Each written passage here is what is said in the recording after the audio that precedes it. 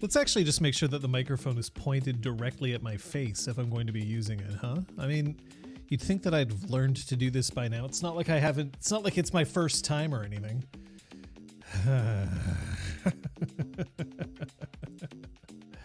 Ah, well. How's everybody doing? Hopefully people are feeling fine, doing well. I am pleased to see everybody here. You definitely do not have to address me as good computer. That would be strange. So yeah, don't do that. We're not playing Paranoia at the moment. There we go. Got everything here. Plucky Hiri. That's perfect for me.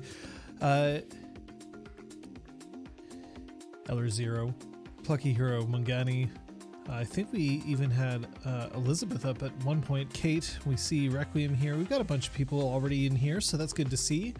You can finally walk to and from work. Oof, that is the dream. I don't think I've ever had work that it was reasonable for me to walk to and from. I almost did. There was a time where I was working from a place that really was just like a 20-25 minute walk away. But the problem is that the walk was so awful because it was literally just walking alongside highways and crossing over highways.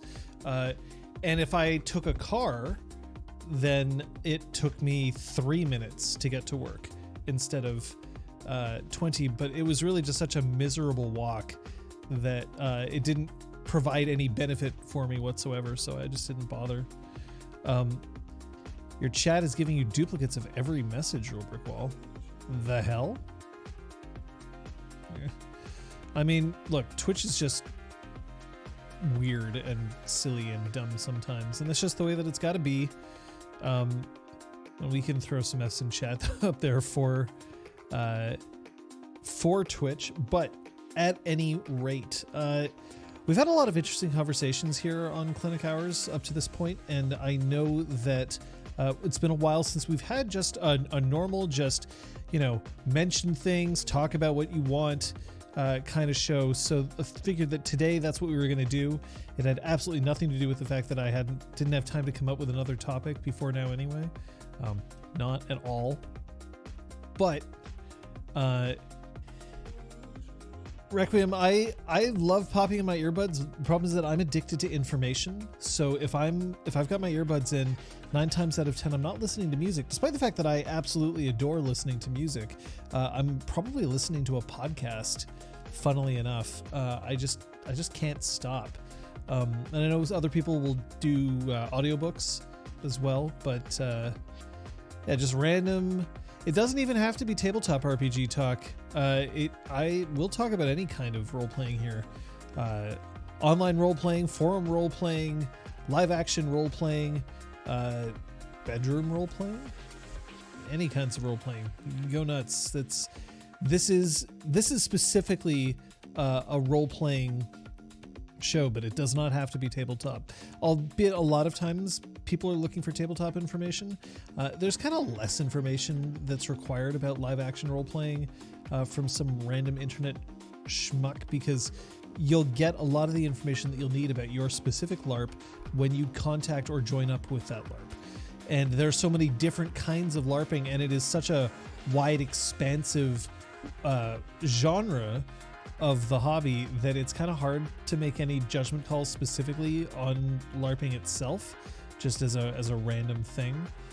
I do recognize that live action role playing is kind of how a lot of people ended up getting to know me, but I have far more tabletop experience than I have LARP experience, and I have only specific LARP experience, some of which I recognize is applicable across multiple genres, but a lot of it is not.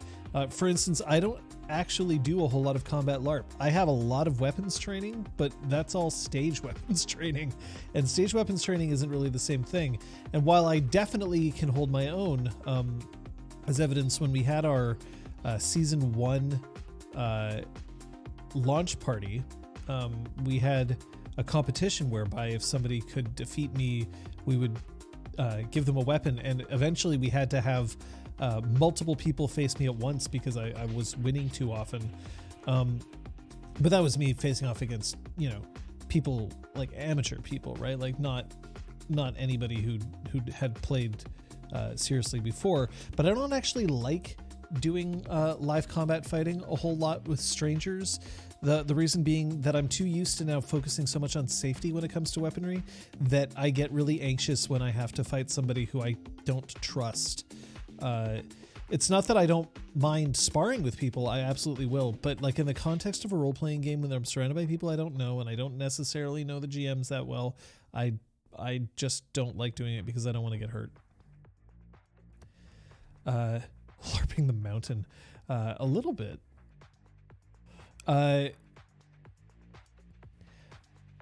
Okay, so I mean, we have a first question coming in, which we might as well just get to right away. How do I get over the disappointment of having written down a charm I want to buy, but finding out it's Essence 3, so I have to wait? Character progression is tough. And it's one of the reasons why I prefer point-buy systems, because I really don't like the idea that a character has to wait a long period of time until they have access to things that will fulfill that character's fantasy. I generally don't like the idea that like when you first start out in your adventuring career, you are only capable of handling the weakest possible threats, and it is only after you have progressed for years and years and years that you're able to handle the most serious threats. While that makes some sense, the issue that I have with it is that it also kind of assumes that everything that you do improves in a linear fashion, and I'm not a huge fan of that.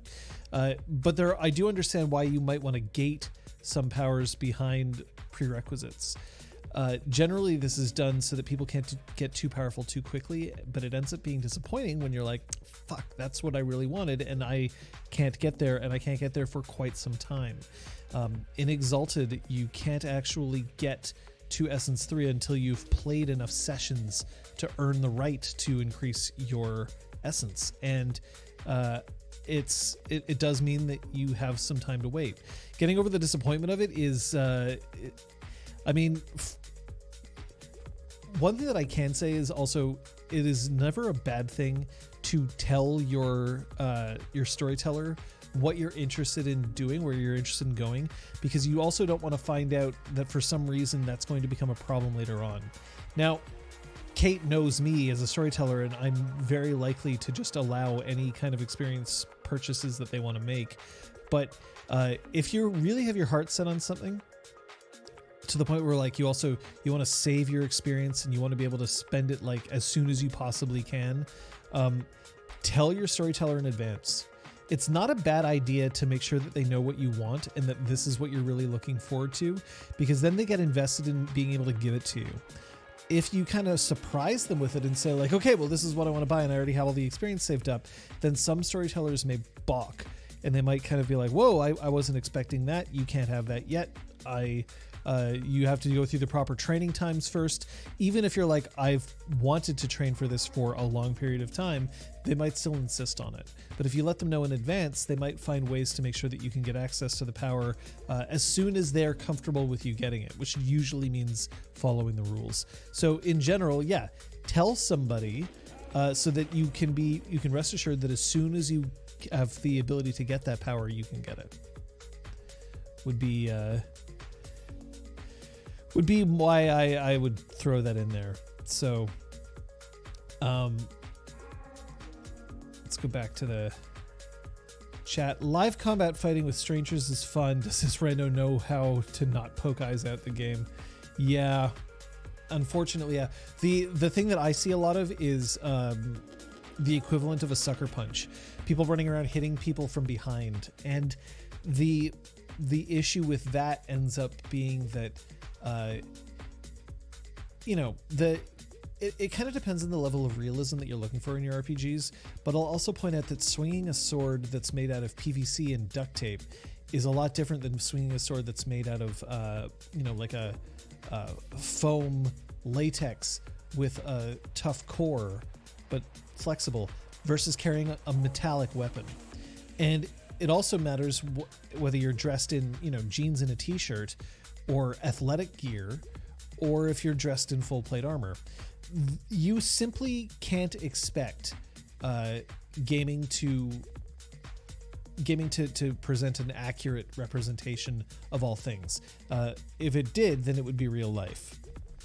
But the issue then becomes that it often isn't really feasible to just run around behind somebody and hit them because they're engaged with somebody else, because tactics exist so that this doesn't happen.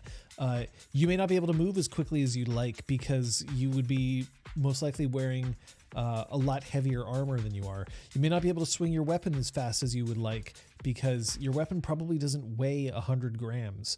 So it ends up getting a little bit dangerous there, and some people don't quite get the point of fair play versus winning. And even though they say there isn't a rule against it, that doesn't necessarily make it fair. So it does end up getting to be an issue. So Magani has an interesting rule. It's why most Exalted games I play with everyone, not just Solars, but everyone gets a supernal ability or attribute. This is part of the reason why I'm looking forward to Essence, because I believe that Essence has flattened the power curve considerably in this respect. The upper Essence charms in Dragon-Blooded, for instance, are actually more powerful the higher Essence that you go, I think, per dot than Solars do. And some of that is because Dragon-Blooded tend not to get to be that high Essence, so they give them some excellent powers to go with it so that they can still prove to be threats later on. So there is a little bit of a risk to that. The idea of a supernal ability is interesting to me.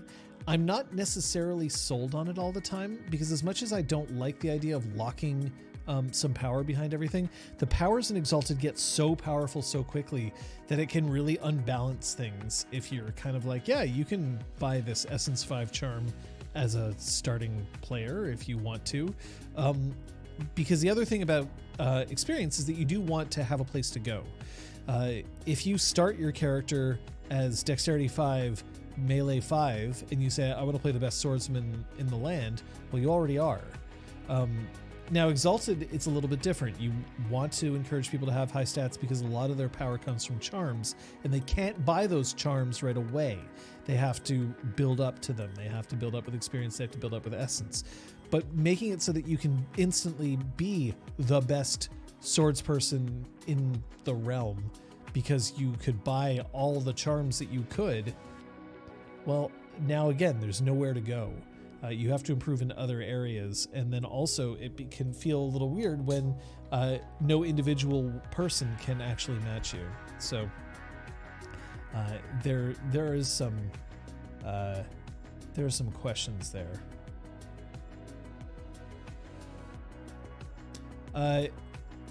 I see we've got somebody throwing some things up in here in my feature chat, which is good. So, Brain Turnout, assuming this is just a general discussion about RPGs, I got a question. How would you make an old character scary in a grimdark / post-apocalyptic world? My solution was to make him a sort of spy master leaning heavily on a KGB-esque old soldier trope, but I feel like that is somewhat overplayed. So it kind of depends on what you mean by scary, and I see that Real Brick Wall's already asked. So scary to the players, give the feeling of we have to be careful when dealing with them. Radiate competence and radiate calm. Dealing with somebody who comes in and they're already enraged and they're flashing their weapons around and they're shouting and they're screaming and they're really big and strong is kind of like flashing you have to, it's kind of like saying like, well, you got to take this person on. I'm greeting you with a violent character, so you're going to have to greet them with violence. And generally, when you're greeting somebody with violence, it's often best to just deal with it right then and there. If you want to scare somebody, you make them appear competent, as if they have planned things, and that they are radiating not just competence, but confidence as well. Smug can make somebody really want to punch somebody's teeth in, but you don't even necessarily have to be an old soldier trope, right? The issue is that age generally implies a weakening of the physical attributes and a strengthening of mental attributes or social attributes.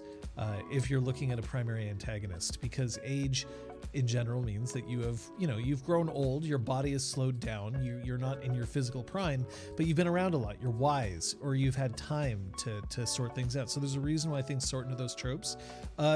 Don't be afraid to bust out the really tough old Nan, right? Like, if Nana has pack and heat, Nana's a threat. So don't be afraid. If you really want to scare somebody, you scare them by them being like, I acknowledge that the player characters are a threat. Because if they don't acknowledge them as a threat at all, then that's just being like, well, now we have to prove it. We got to take them down. They don't look scary. It's just like, we've got something to prove. But if you're just like, okay, I know that you're a big deal. I know you're a threat. But I'm also going to keep doing what I'm doing, and I don't wish for you to stop me. So why don't we just agree that perhaps you're out of your league, and I will show you the courtesy of not doing A and B. Things that, like, I'll throw you a bone. I just don't want to deal with, having to take you down right now. So I'm giving you a compromise, but I'm still going to do all of my evil plans that don't involve those compromises. Is that fair? And that can be awfully scary to a player, because then it's just like, well, fuck, how the fuck do we take this person down? They're so confident in what they've got going on, and they're not coming after us directly. So they don't feel immediately threatened, so they have time to think about it. That's how I would put fear in somebody at this point. Rock Williams says, here, one PSA about LARP weapons. Basically, just because you're using a foam weapon does not mean you can go all out on someone. That shit can still hurt. Yes. There's a reason why a lot of LARP places will say half speed, half strength, but a lot of people ignore it, and that's a pain.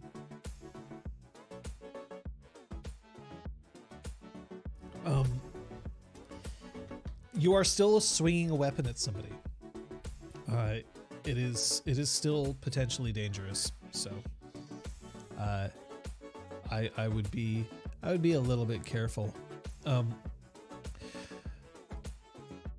Mangani saying, everyone having the same starting point with universal charms in Exalted Essence helps a lot. No mode makes a charm worse. So while Solars have a bit of oomph in them, they aren't about to invalidate the Dragon Blood in the group. That's exactly why I'm looking forward to Essence, because I think that smoothing out that power curve is really going to help. But I think that Supernals might be too powerful in some ways. I think that Supernals are a decent choice for a game. I think they're a trap for inexperienced players, because they'll look at their supernal ability, believe that they need to invest very heavily in it, and that might honestly be the right choice, but not always. But they'll focus on it way too much, when in fact, I believe that a lot of the joy in Exalted is being able to be competent in more than one area.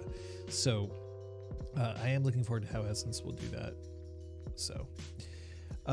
So Brain Turnout says, I kind of wrote him into the scenario in this way. He comes in during a tense negotiation and just stands there for a long duration, leaning on a cane before whispering a single word to one of the NPCs on the other side, at which they immediately agree to the player's demands in an almost panicked way. So exactly, right? Like, you've just demonstrated competence. Competence makes a big difference, right? There's a lot of ways to make an enemy scary. Overwhelming power is one of them, but there's also a way of making somebody scary, which is meta-awareness.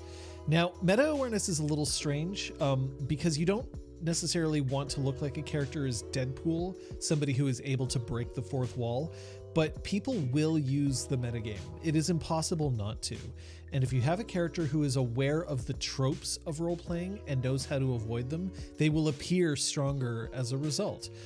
Somebody who doesn't just always stand up to the player characters, somebody who takes the time to plan and make a choice, somebody who doesn't follow the kind of things of like, well, I'll have a dungeon and I'll put my weakest monsters at the entrance, and then I'll get them to be gradually stronger as they move further and further in until I will face them at the end as the strongest. Somebody who avoids that and who acknowledges, like, it would be silly of me to not put forward my best forces to stop you right away, or something like that, shakes up the meta of the role-playing game, and then players immediately start being more on their guard because they can't rely on what they're expecting. So I would definitely say that your solution is a good one, brain torn out, and I don't think that that's a bad idea at all. And yeah, you know, you can always have somebody take your shirt off, and if they take their shirt off, you know that someone's about to get wrecked. So Elizio says, I think Supernal might be better as just +2 essence or something instead of treating it as 5. So the other thing is that it's a bit strange because I've seen people interpret Supernal as you have essence 5 for the purposes of this charm, which isn't true. It's just you can buy this charm as if you had essence 5 for the purpose of meeting prerequisites, not like this gives you essence times 2 dice for something. Like your essence is still your original. It isn't automatically set to 5. The reason why I'd say the Supernal is a trap is because it unlocks a lot of power for a character right away in one very specific area, and I'm not sure that that's necessarily the right thing to do. And I don't necessarily just mean that in terms of players, I mean that also in terms of storytellers. Storytellers may not necessarily know how to challenge somebody in a way to make them feel like it's an earned encounter without stripping them of their power. So what do I mean? Here's an example. Let's say that you have somebody who's like, I have invested very heavily in my ability to use firearms. I am the greatest duelist that ever was and ever will be. Guns automatically listen to me and do exactly what I say. I can fire the wings off a fly at 400 meters. And then you say, great, I take away your guns. Well, this is an appropriate thing to do in some circumstances, but what you are also doing is saying the fantasy that you wish to enact on this character, I have taken it from you. And you can only do that in certain situations and only when it's earned, because also if a character has only invested in firearms and that's all they know how to do and you take away their guns, then the character feels immediately useless. Some players will really dig into that and some players will not. They'll hate it. They'll hate the feeling like that they've lost all their power. So then it's literally, if they have their guns, they're unstoppable. If they don't have their guns, they're ineffective. And I think that it takes a deft hand, not just from a player, but also from a storyteller in order to make these characters feel fun to play for everybody. Because remember, you are there to have fun, but you are mostly there to make sure that everyone else is also having fun. And that includes the storyteller. This is one thing that I think when I'm trying to push this idea that your job is to make sure that everybody has fun, I think we also have to remember that the storyteller is supposed to have fun as well. And it isn't fun for the storyteller if they cannot challenge you because otherwise you throw a fit. Or they cannot challenge you because you have broken the game and won't let them adjust. So there's kind of a situation here. Yeah, Real Brick Wall, Exalted 3rd Edition I really do enjoy, but I will admit that there are some issues with it, and I agree that like the core book trees, like there's a lot of charms in there. There's a lot of charms in there, and often it sometimes feels like you have to buy too many charms just to get the ability that you want, and I don't necessarily have that issue. So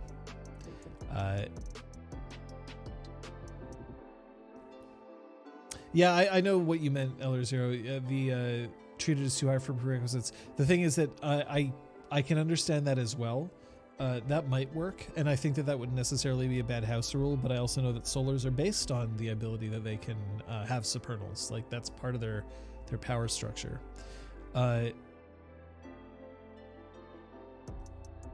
So Requiem has, in terms of Supernal, I have a house rule that you cannot buy any Supernal Charm higher than Essence 3, though they can still buy higher Essence Charms after the start.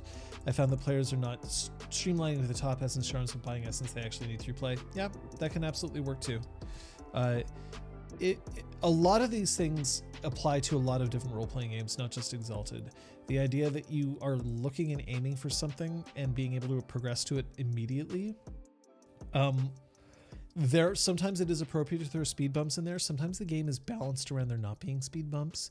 And there are times where you also just have to find out whether you can trust your players or not. For instance, in Exalted Witch Academy, we don't actually have combat every session.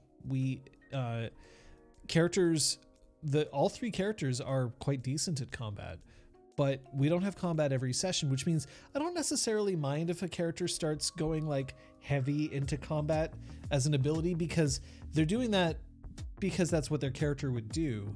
And I'm less concerned about them being like, well, I'm upset because I'm not getting a chance to kick ass all the time, because they know that that's not what's going to happen. They know that that's not the game that we're playing. We don't just play combat with the occasional role play in there.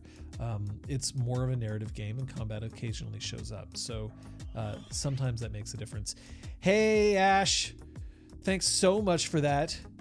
That's very kind to throw down some subs. LR0 and Brain Torn Out both got caught in the thing.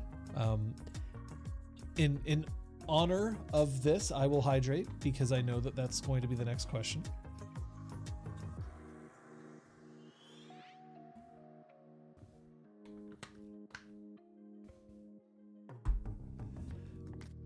You're allowed to be hyped. I would definitely understand. Because that is the other thing. Real Brickwall mentions this, and for some reason, I have to fix this moderation check thing. But Real Brickwall says, so Supernal is useless at Essence 3 instead of Essence 5. If you, that is another thing to keep in mind, that if you,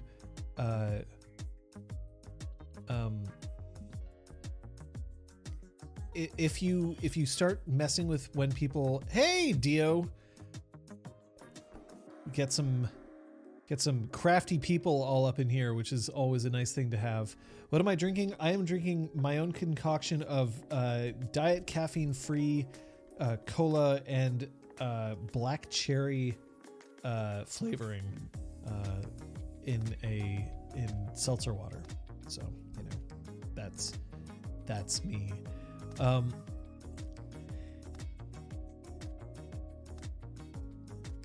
do the highlighted text because it is the way. This is the May. Yeah, it's purely a character creation rule. So it is also very possible, by the way, that if you house rule something, if you rob something of its power, you may unbalance the game if the game expects that power to be there. This matters less in games where power is a lot more nebulous. This matters more in games where power is strictly defined, like in D&D.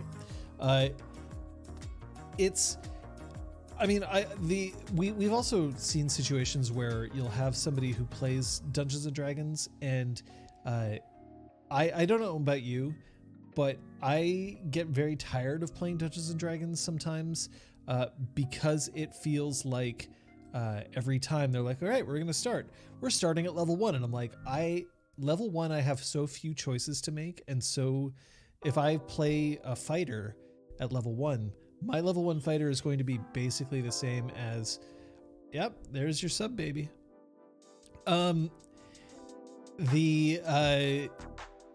That it just doesn't feel all that great, and you feel like you feel so ineffective. There aren't a whole lot of strategic decisions to be made at level 1 compared to, say, level 5. But then level 5 starts feeling pretty weak sauce as well. So then you kind of have to get up to level 10. But once you get up to level 10, the game starts getting way more complicated and way more difficult to sort of give you that homegrown feel. It scales in epicness pretty quickly. So yeah, that is an issue, because in D&D you can't just sort of be like, okay, well, you can focus on creating a character who's average and then can get better, or you can create on a character who is specialized but then gets to get better in other areas as time goes on. D&D is very linear and prescribed with what you can do with it. So yeah, tabletops have been out of your brain. I get it. They've been out of a lot of people's brain. I will freely admit that I hate is a strong word, because otherwise I wouldn't do it. The experience of role-playing over video conferencing, like Zoom, is vastly inferior to what I get if I have everybody in the same room. It is great because it's convenient, and it's great because then it expands your player pool considerably. But it is rough, specifically for the kind of stuff that we're doing, because that lag that gets introduced, it does make a difference, and you lose the energy of the other people in the room, and you lose the subtle tells that they have. It is tough. It is tough stuff. So I can definitely see how people might not want to be playing a whole lot of tabletop role-playing games right now. I don't want to be playing a whole lot of tabletop role-playing games right now, with the exception of the ones that I'm running right now on Sundays, just because it is less satisfying to me than being able to get together in one room and do it. But hopefully that's going to change soon. We'll see when it changes for us in Canada. I realize that our friends in the States, it's becoming easier and easier to justify as y'all are getting your vaccinations a lot faster than we are. So that helps. But yeah, the other thing is that I know that I'm sensitive to certain things compared to others, and that's kind of like the curse of knowledge. Study something for long enough and you start noticing it a lot more. And that can be a blessing, but it can also be a curse. For a while, it was very difficult for me to watch any kind of fight sequence in a play or in a film because I was studying fight choreography, and I would notice when things were not going well, or I would notice when things were uninspired or bad or rushed. And it kind of sucked me out of things. It was harder for me to just sit back and be like, oh, I'll just enjoy this, because of the curse of knowledge, because I knew what to look for. And in terms of role-playing games, the level of play that I'm used to getting from my players is thrilling to me, but it is hampered a little bit just because we're not in the same place. And when we are in the same place, it's better. It is absolutely better. So it's kind of like a shame. But of course, I will take 80% role-playing over 0% role-playing. So I guess Zoom ain't so bad. But it is definitely, it feels like we've been constrained a bit. So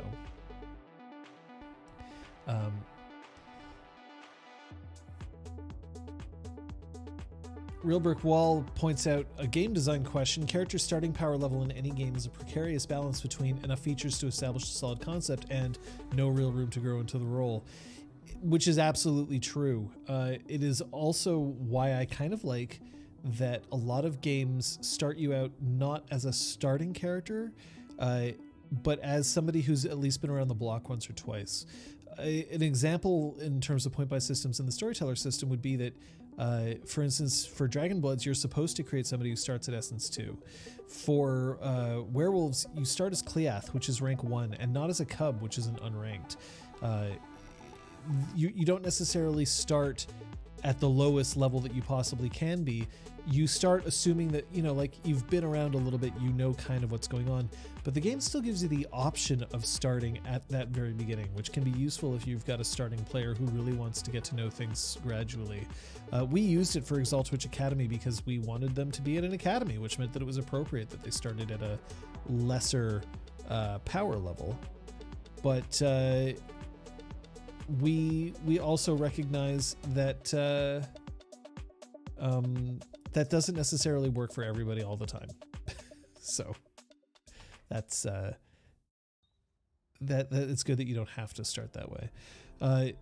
But it at least gives you that option. And of course, if you're using a point-buy system, then you can add experience and say, go nuts.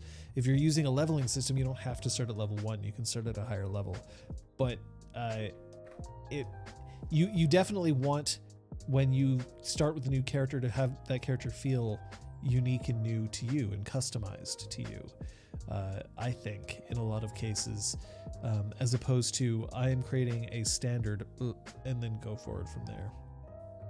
I also get a little nervous when I play D&D because I feel like if I don't optimize my character, then my ability to play the game properly for like pre-written modules and stuff like that gets hampered. So it can be tough. A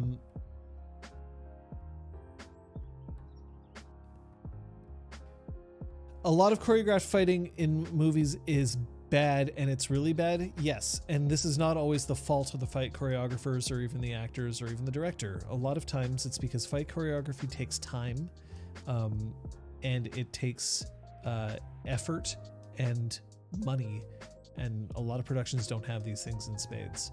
They may also make the choice to not focus on it as much as other things because they figure they can get away with it, and oftentimes they do.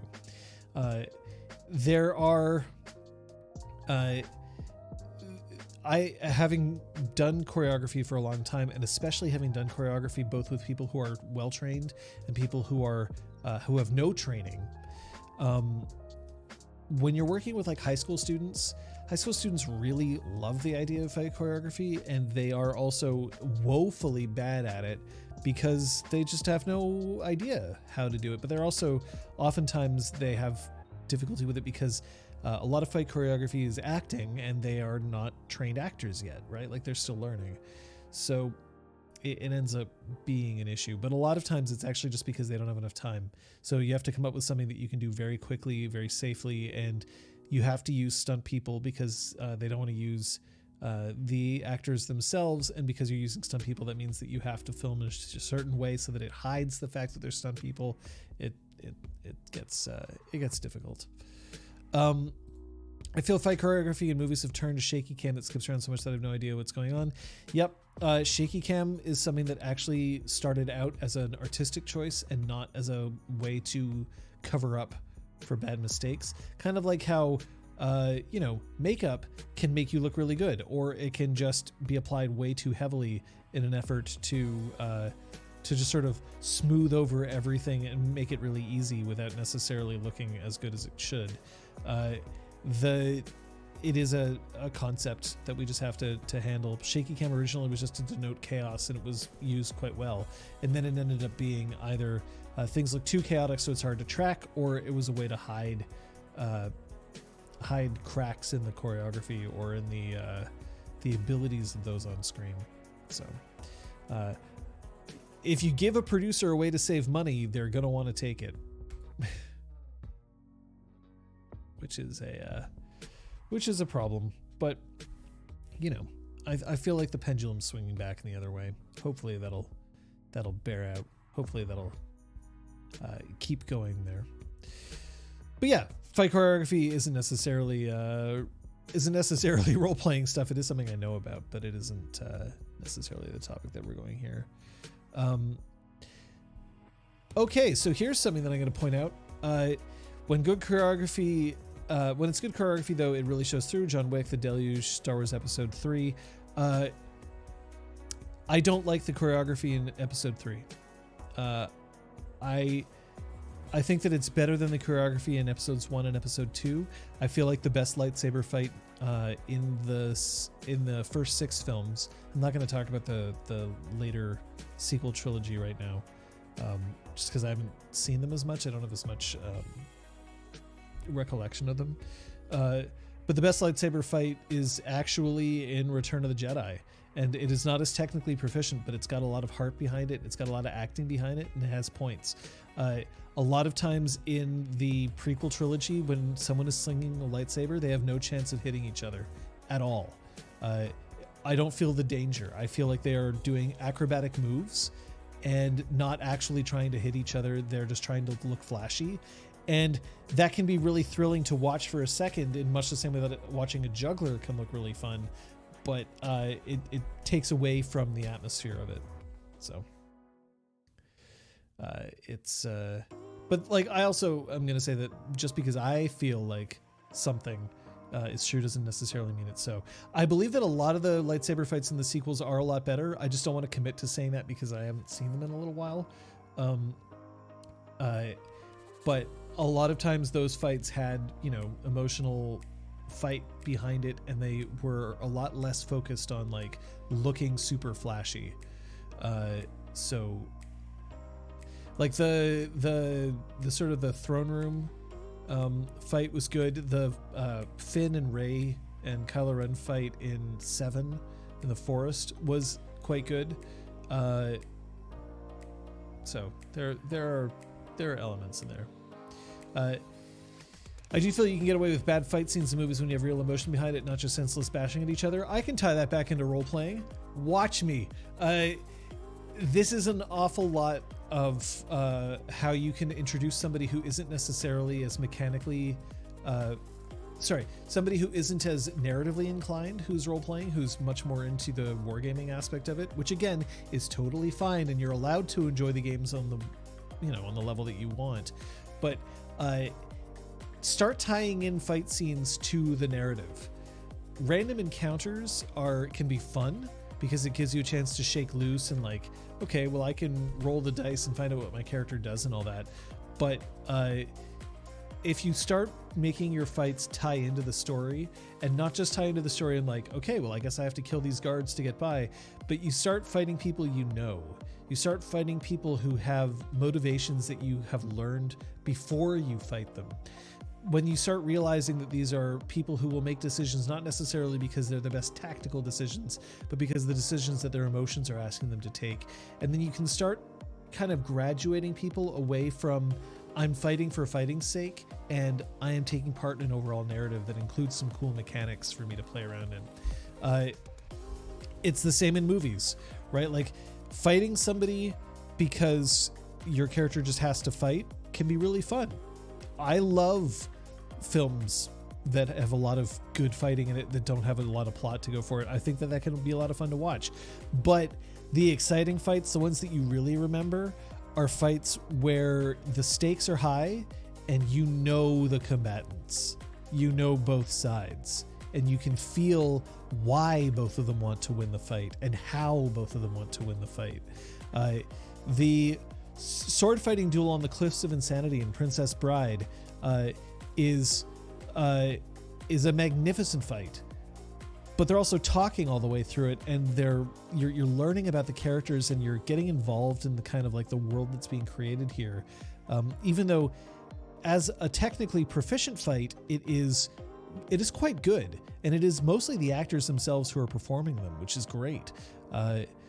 And the left-hand right-hand switch is a wonderful kind of moment for it, but it is not like the most technically proficient fight, but it's a fight that everybody remembers because of not just the fighting, but also because of the surroundings of it.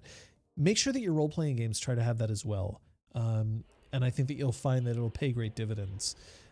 Being able to remember a fight, not just because look at all these people we've defeated, but also look why we won this fight, or why we came close to losing this fight, or what it cost us to win this fight, can really make a big difference as well.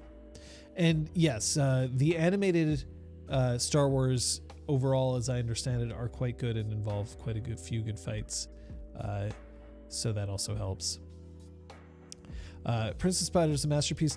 The Princess Bride is an interesting kind of film. The Princess Bride sword fight is 90% flinning, but it's enjoyable nonetheless. I would say that it's enjoyable because it is 90% flinning. That's what they were going for. That's what they wanted to do. You kind of have to embrace the style sometimes.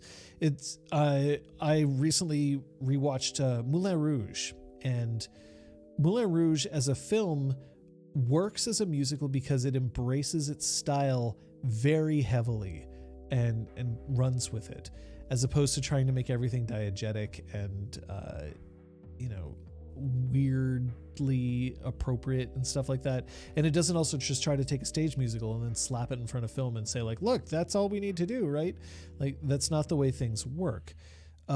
In much the same way, if you're choosing a style for your role-playing game, embrace that style. It's okay. Go for it. Even if you're worried about something being a cliche, cliches don't necessarily mean bad. Tropes aren't necessarily a problem. What becomes a problem is when you are not using them appropriately, or when you're using them without understanding them, and therefore you're doomed to just doing something that everybody has seen a million times before. There's a lot of tropes that you can also pull out, but then, tease them, but without kind of fully committing to them all the time. So that happens. Yeah, Errol Flynn. Errol Flynn's I wonder how he would have gone about doing things today.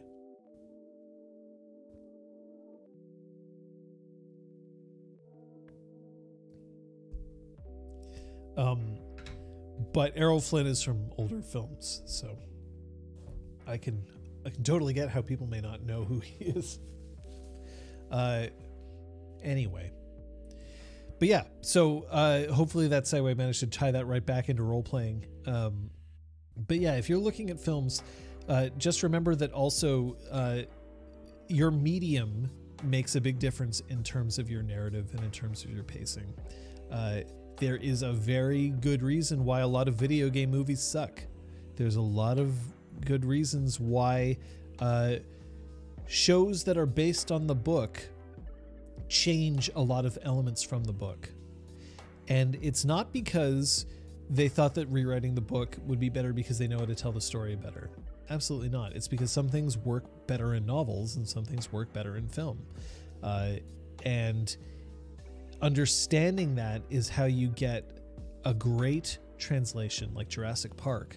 And not understanding that is why you get, like, I don't know, Super Mario Brothers, the movie, compared to the video game. Different things work better or worse in different medium.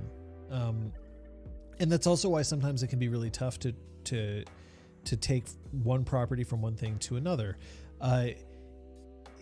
The concept of a lightsaber is a lightsaber is a wonderful weapon. People love lightsabers, but the problem, if you really take a second to think about it, lightsabers have a lot of issues if you grant them free use to the public.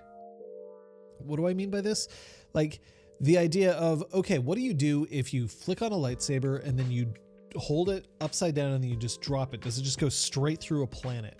Well, no, it doesn't. But the films don't go to a lot of effort to explain how lightsabers work or what their limitations are.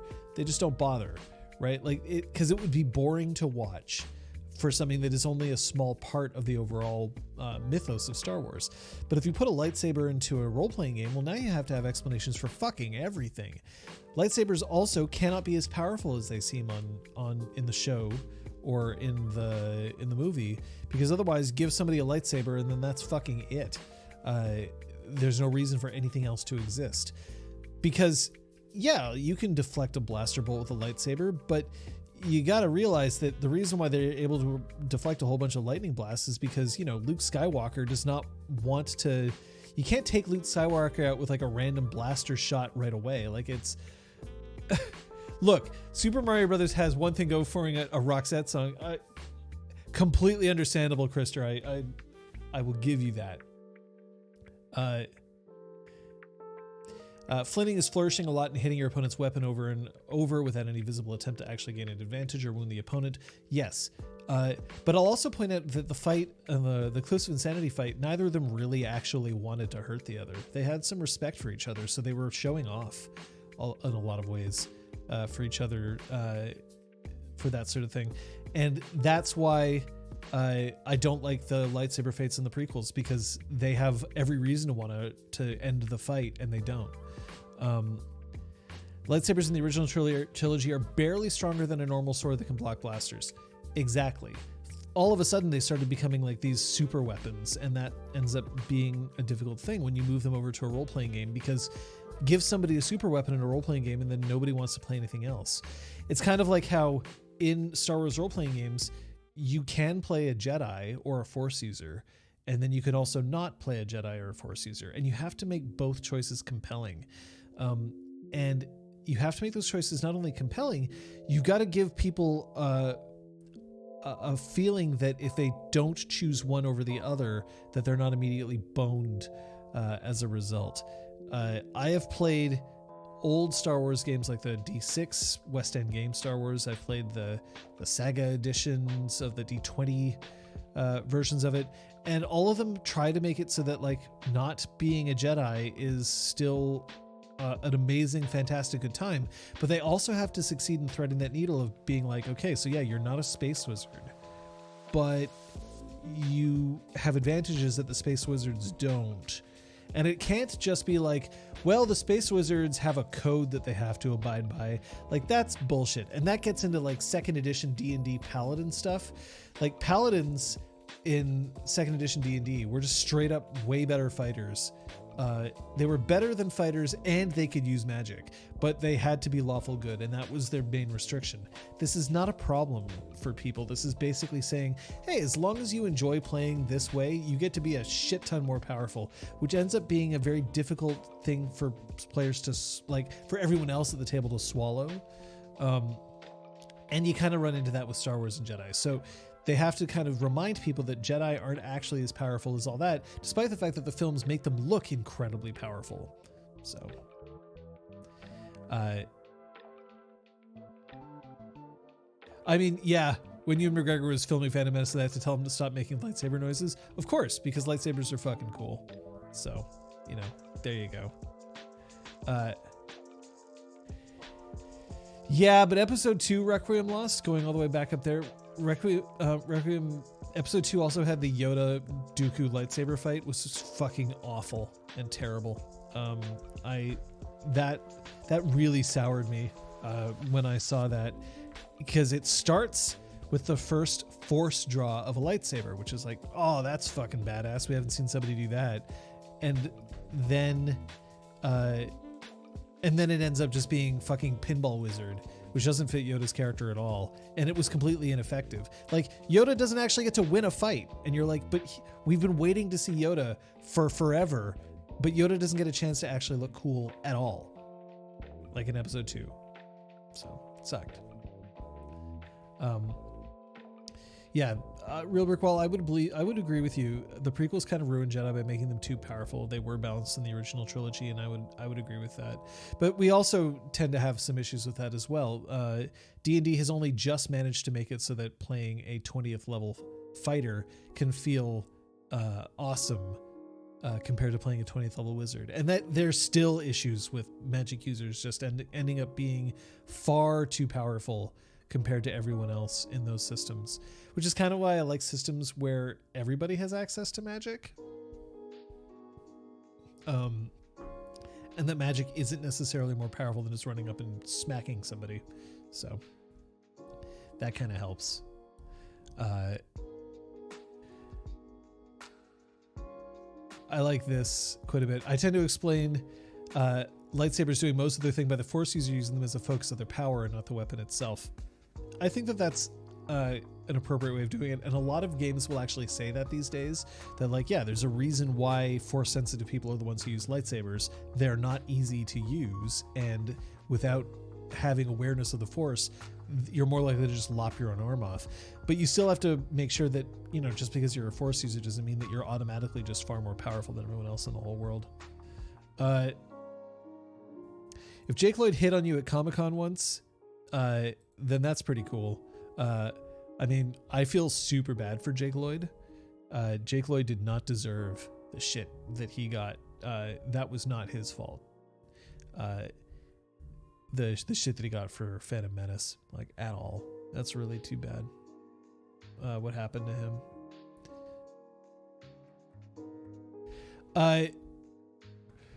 Real Brickwall, first force draw of a lightsaber. I mean, when I say drawing a lightsaber, I don't mean pulling a lightsaber to hand.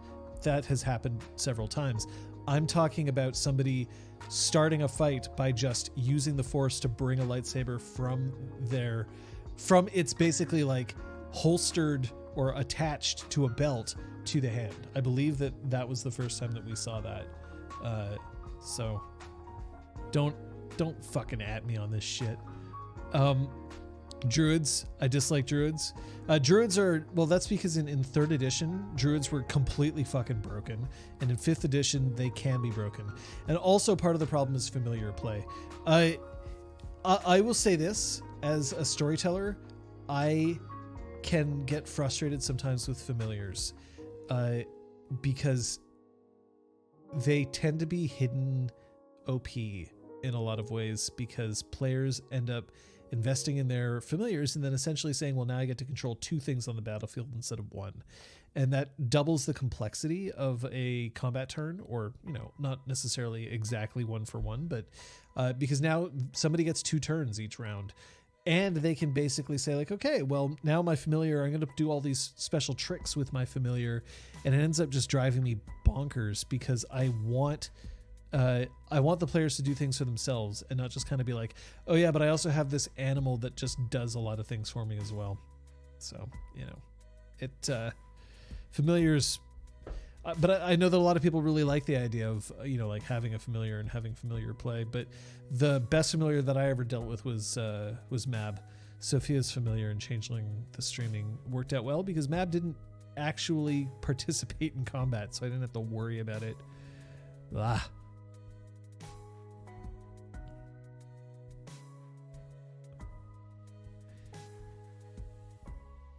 I mean, you're allowed to at me about Star Wars, but yeah. Yes, he was bullied.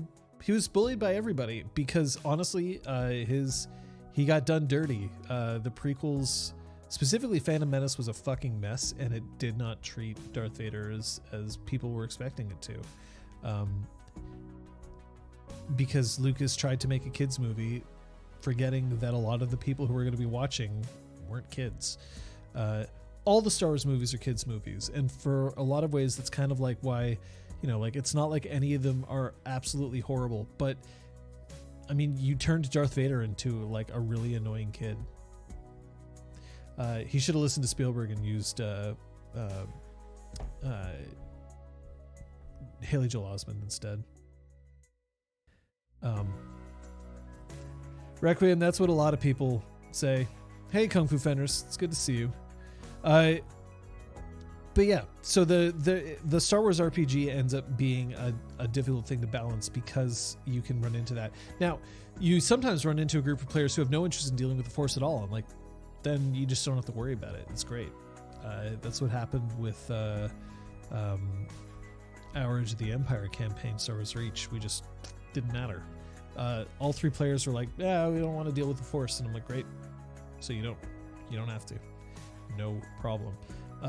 But see, when I really like the idea of the Force, I like being able to manipulate the Force and like having that kind of like, okay, well now it's a philosophy.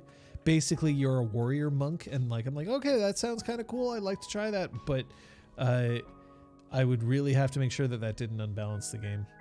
Because unfortunately, a lot of ways that they balance it is just by basically imposing morality on you, and morality isn't necessarily, like I said, morality isn't necessarily a hindrance. Because if that's the character that you were hoping to play anyway, doesn't matter. Doesn't matter at all. The Star Wars RPG by FFG does a decent job at balancing Force users. It's exploitable in enough ways anyway.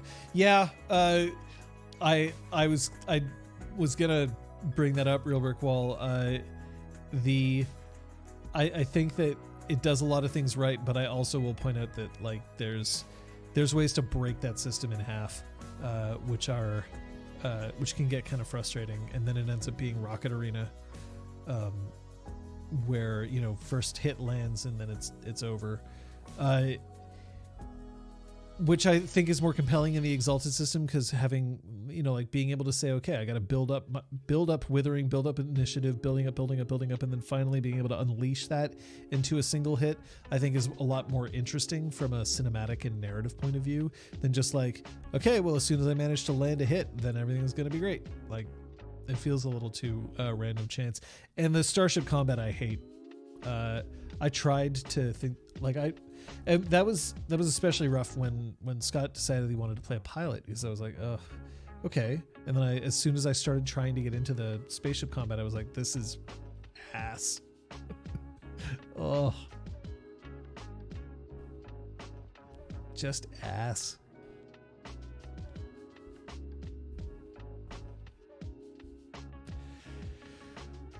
So Weirdness, what you're describing, you'd make Force users, need a teacher or some written instruction to direct self-learning.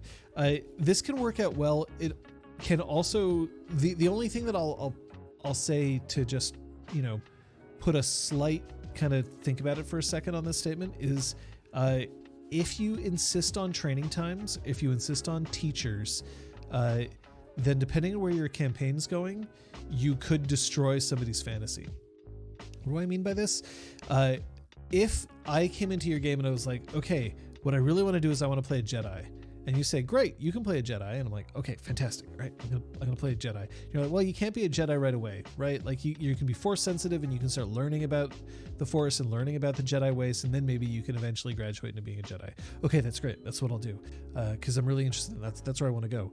And then you're like, great. And for the first 100 episodes, we are flying around Coruscant. There's no Jedi temple. There's no Force users to train you. So you have no choice. You have some weak ass Force sensitive powers and that's it. And you can't get any better because I've determined that there's no teachers around. What you've essentially told this player is, I hear what you say, I hear what you want to do, but I don't want to let you do it. So you're not allowed to do that. Everyone else can spend experience whatever they want, except you. You can't.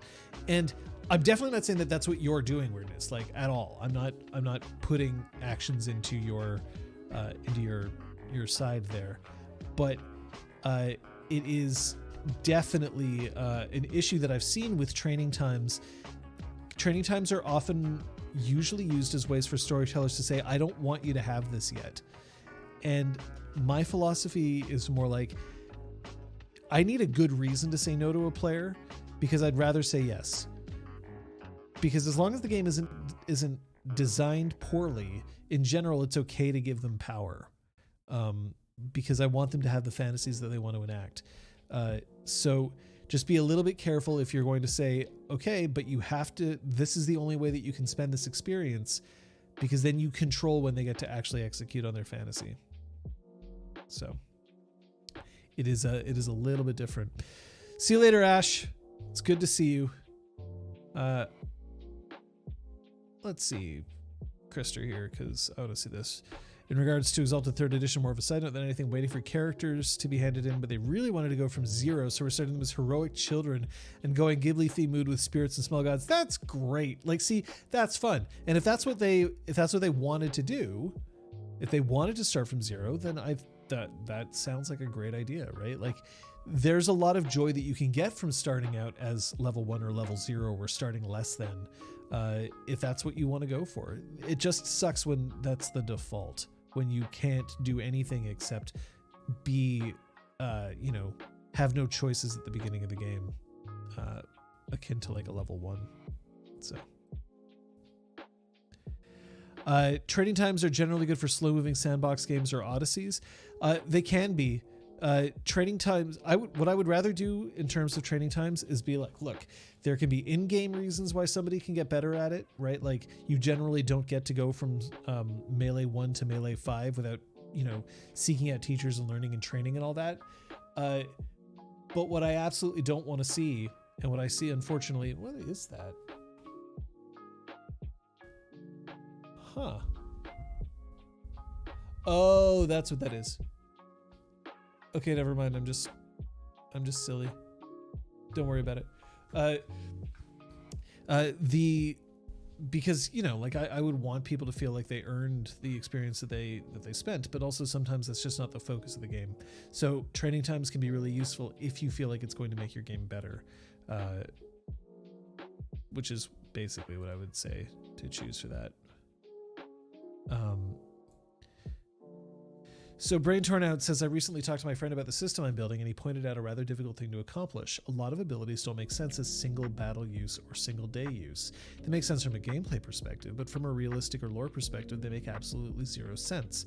The only solution I can find is to give them fluff context and force the player to do certain actions after each battle if they want to use the abilities again. So what you're talking about is diegetic issues. No, I don't, Kate. Literally, I just was like, that seems like an odd paint splotch, and now I realize that it's because that area isn't painted, so I'm just an idiot, I believe. So I will just have to investigate that later. D&D is full of this, right? Like, there's full of, like, you have access to this power, but you can only use it once an encounter. You have access to this power, but you only have access to it once a day. And sometimes they make an effort to explain it, and sometimes they just hand wave it, especially when it comes to things like divine abilities or clerical things. Like, so you can turn undead, but you can only turn undead once a day. Why? They don't tell you. You just can't. In terms of like spells, well, you can only hold a certain number of spells in your head, and you have to study them at the beginning of the day. You got to study your spell books to like prepare the spells in advance. So it takes some time, and so you have to do that, but you can only do that after a long rest. Okay, we accept these things, but then we see an awful lot of these things, especially in things like D&D 4th edition, where they're like, there are some powers that can be used all the time, some that can be used once per encounter, some that can be used once per day, and that was it, and it was just explained that way.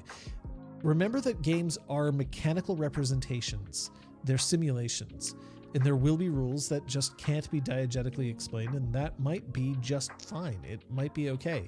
Now, if you kind of say, okay, well, you have this ability, but you can only use it once a day, and there isn't a compelling reason as to why it can only be used once a day, resist the urge necessarily to try to explain it. You might not have to, but if you try to explain something, that can end up being worse than not explaining it at all.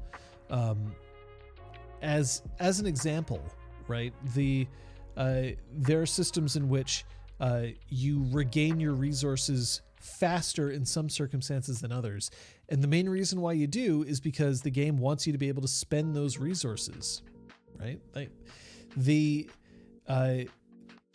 combat abilities in Exalted, for instance, you regain motes way faster in combat. And they sort of explain it by like giving you a hand wavy, oh yeah, well when passions are stirred, when in the thrill of combat, like essence recharges faster. But in reality, the reason that rule exists is because they want people to be able to spend their essence. They want people to be able to use their combat abilities without running out of motes right away. And they don't want to give you a cajillion motes, because then it would be just too tempting to sink a cajillion motes into one turn. It's basically giving you a drip feed so that you continue to use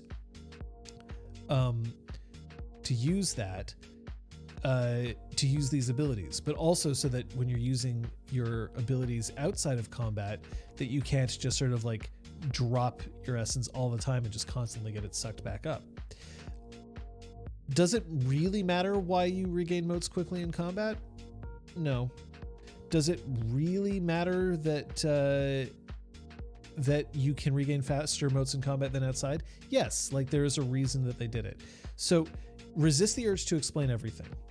But if something really doesn't make sense, or if it's just like one exception that you have to kind of hand away from mechanically, you might have to do some more investigating and deep diving. Just reasons why Exalted is superior. Superior for some. Look, there's a reason why D&D is the most popular role-playing game. There absolutely is. It is a game that I definitely do not enjoy playing as much as I enjoy point-by systems or storyteller systems or World of Darkness or even other systems entirely. I definitely don't enjoy D&D as much as I enjoy those other games, but D&D sells really well because it's a very easy way for people to get into the hobby, and it provides compelling gameplay for people who are looking for that kind of gameplay. Like, just because I don't necessarily like it as much doesn't mean that it isn't great for other people. Just because D&D as a whole doesn't do a whole lot to enable the narrative side of your game, it does far, far more to enable the combat side of your game. That's okay too. Like, that's fine, because that's what a lot of people were looking for. D&D's roots were in wargaming, and they have never shed those roots. Other games have branched off and evolved from that, and that's okay too. But you had a god juice, I guess. Yes, absolutely. Diegetic is the oddest thing to consider in a game system. I don't think so. I think you have to look at it in terms of a game system. It's kind of like how look at the various different editions of Exalted and then how they describe charms. Charms used to be specific codified things that you could teach other people. And then Exalted 3rd edition said, no, charms aren't that. People can recognize that certain essence users can replicate certain abilities, but they do it in their own ways. And they definitely don't learn them as spells. It's just a natural part of their ability that they can bring forward through their own exaltation. They changed how charms were presented. And the reason they changed it is because part of that is the diegetic nature of the system. They didn't want to have people explain like, okay, these are spells. And that's part of what diegesis is. It is something to just keep in mind. Problem is my world is entirely magicless, so I can't even justify this magic system works that way because reasons. Yeah, but in D&D 4th edition, fighters can only use things once an encounter or once a day as well. And that had nothing to do with magic. It could simply be effort. It can be the idea that you can use your special move, but if you use it more than once, then everybody else is going to know it's coming and take advantage of defending against it. It could be that the weapons can't handle it. There's a lot of ways that you could explain it. What I'm trying to tell you is that you don't necessarily have to. It is not necessarily an important thing to note, right? Like, cooldown on abilities in an MMO, I mean, you could say like, yeah, it's because characters get tired. Yeah, but they can do everything else. Like, why is it that they can do this special attack, which looks like it'd be really tiring, and then do a different special attack right away, but they can't do the first special attack twice in a row? Cooldowns. Well, why? Well, because we wanted to introduce part of the challenge of balancing cooldowns and figuring out correct attack patterns. The same thing can be said of role-playing games. Because in much the same way that I could be like, okay, so yeah, well, why are you rolling dice? Why don't you just pick up a sword and actually stab me right here and right now? Well, we can't do that. Well, why not? Because it's a role-playing game. Aha! It's a role-playing game. And it's okay if games have systems, and those systems don't necessarily always have to be explained. I admit that sometimes it can feel really good to have everything be explainable, but not the case. Not always. It's things like HP, right? Like, what does HP really mean? Does a level 20 fighter have more HP than a level 5 fighter because they are just naturally tougher? Or is it that they can, is it that they've just got more magical protection? Is it that they just keep fighting more naturally and things that would fell a 5th level don't fell a 20th level? Or is it that the 20th level knows how to like turn blows aside and not catch things, and it's a measure more of their stamina than it is of their hit points?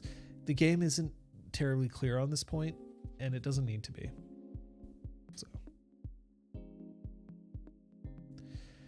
So, charms are not specific techniques falls apart with all those charms that are absolutely specific techniques. Yeah. I think that it's more akin to like,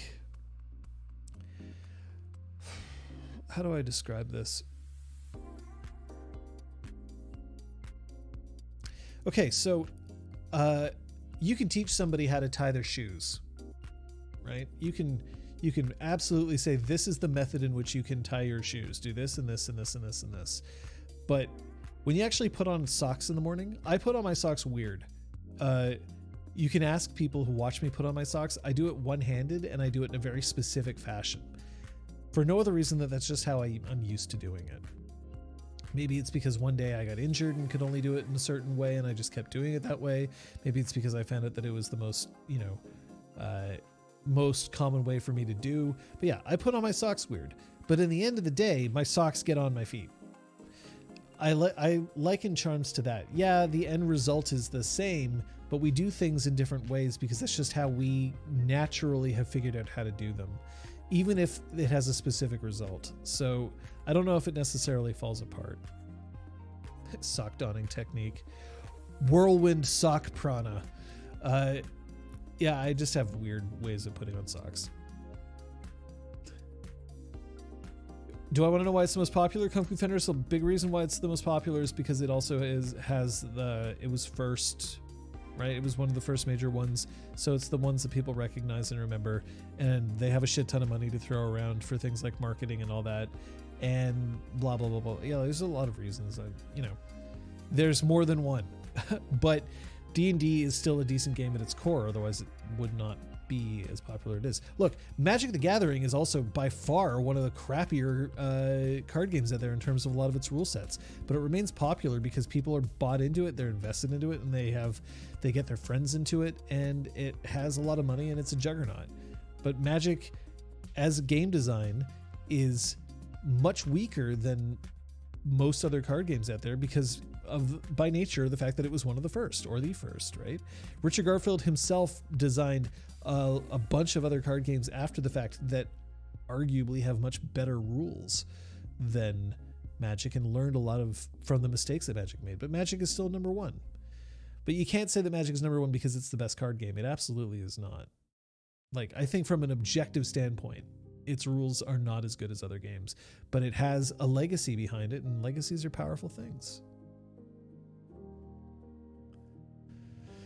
Shit ton of money is correct, and I got gaming money right now. Yeah, shit ton of money gets you a long way. Look, if you're working on creative projects, and I'm saying this as somebody who works on creative projects, who's actively doing a creative project right now by streaming this, if you're trying to do it for money, you have to understand that some of it is talent, some of it is luck. You could be the most talented person in the world, and if you're unlucky, no one's going to see it. You could be the most talented person in the world, and no one can see it either. Because we also forget that in today's society, in order to compete, you need to have an edge. That edge could be ridiculous luck. You might go viral through no fault of your own and be great. You could be first with a product, and therefore no one there's no competition. But, if I wanted this Twitch channel to really explode, I could put in the hard work and just stream every single day and have everybody else in RPGClinic stream every single day. And we could do our market research to find out how to get more people. But the reality is the easiest way for this channel to blow up, it would be to spend a whole lot of money on people who could advertise for us and who could just throw in all kinds of support. But we're actually not that interested in doing that. Just understand that sometimes if you create something, just because you've created it, doesn't mean that it's not as good as everything else. It's just that other places were there first, so you're swimming upstream right away. I would strongly recommend, if you're if you're making like a short film and you want it to be something that you can be like, or let's say you're making a feature film. If you're making a feature film on your own, you can't really do like the whole Kevin Smith, yeah, I made Clerks and I basically maxed out a bunch of credit cards to make Clerks, and then somebody discovered me, and that's great. If you're making a feature film and you really want to sell it, you got to understand that you've got to put a huge chunk of that budget towards marketing, because otherwise no one's going to see your thing. And that's just the way it is. What's the cooler Magic the Gathering? Most card games. Magic the Gathering's systems are broken, for instance, by the fact that your ability to use your cards, mana is a randomly generated resource. You have to draw your lands to generate mana, otherwise you can't do anything else. And that is honestly a bad way to play, because it means that a lot of games are decided basically from turn one. Because if you don't draw into your mana, you're screwed. Even games I'll give you an example. Even though it is a game that I play, so I admit that there's some bias here. But in the game of Netrunner, you can always gain resources, either credits, which is what you use to pay for cards, or you can draw cards whenever you want by choosing the action, gain a credit or draw a card. This thing alone makes this game a lot more forgiving in terms of that RNG, and it makes it a strategic choice. Do I commit to gaining resources now instead of I hope I draw my land? Because a game where a lot of the time the decisions that you make are forced by what you've drawn is not as interesting as, what can I do with the cards that I have right now, and can I do something to do better? Games like Hearthstone or Legends of Runeterra gradually give you more resources as the game goes on. At the start, you don't have that much mana, but you get a regular drip of mana as you go forward, which means that now all of a sudden it becomes a lot less dependent on you drawing certain cards to make it. So Legends of Runeterra is an excellent game, by the way. They're not paying for me to say this, but Runeterra is honestly a fantastic game, and it is much more friendly to free-to-play players than most other games that I've played, like Hearthstone or whatever. I have a full collection. Now, admittedly, I've played a whole bunch of it, and I did sink a little bit of money into it, but Runeterra is a fantastic game. Yeah, Mana Curve is just really boring. Well, Mana Curve, the idea that you have to build your deck in such a way that you're like, okay, so I have to make sure that I have some early cards to drop and some later cards to drop, that I get. What really sucks is like, gosh, if I didn't draw all my lands, then I'll just never be able to use any of these cards. Awful. Or, hey, I drew only my resource. Awful. But in Netrunner, if you draw only your economy cards, you can always choose to draw more cards off the top of your deck. Yeah, it would have been nicer if you had drawn all the cards that you wanted in the perfect sequence, but you can choose as part of your strategy, now I have to sacrifice doing a different action for me to gain cards to be able to keep going. Or I have to sacrifice an action to gain resources so that I can keep going. And knowing when you need to sacrifice those actions is an integral part of the game. In Magic, you're only allowed to draw one card a turn. That's it. And if that card isn't one that you can use right now, well, you're fucked. It also means that in terms of Magic, there are fewer decisions that you have to make over the course of a game. Oftentimes the decisions are made for you. And in general, games tend to be more satisfying to play once you've mastered them, when you feel like your decisions truly matter. The difficulty in piloting a deck of Magic, I'm not saying that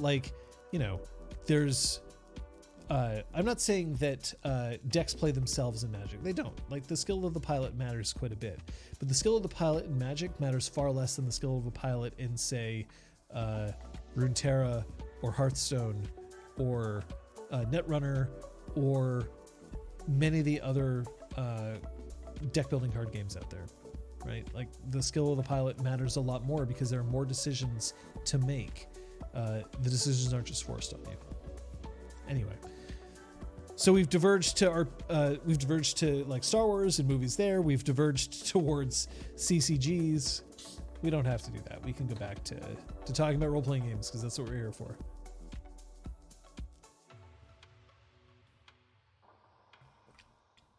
So as a reminder to everybody out there, that if you have any questions or comments that you want to throw in, please, by all means.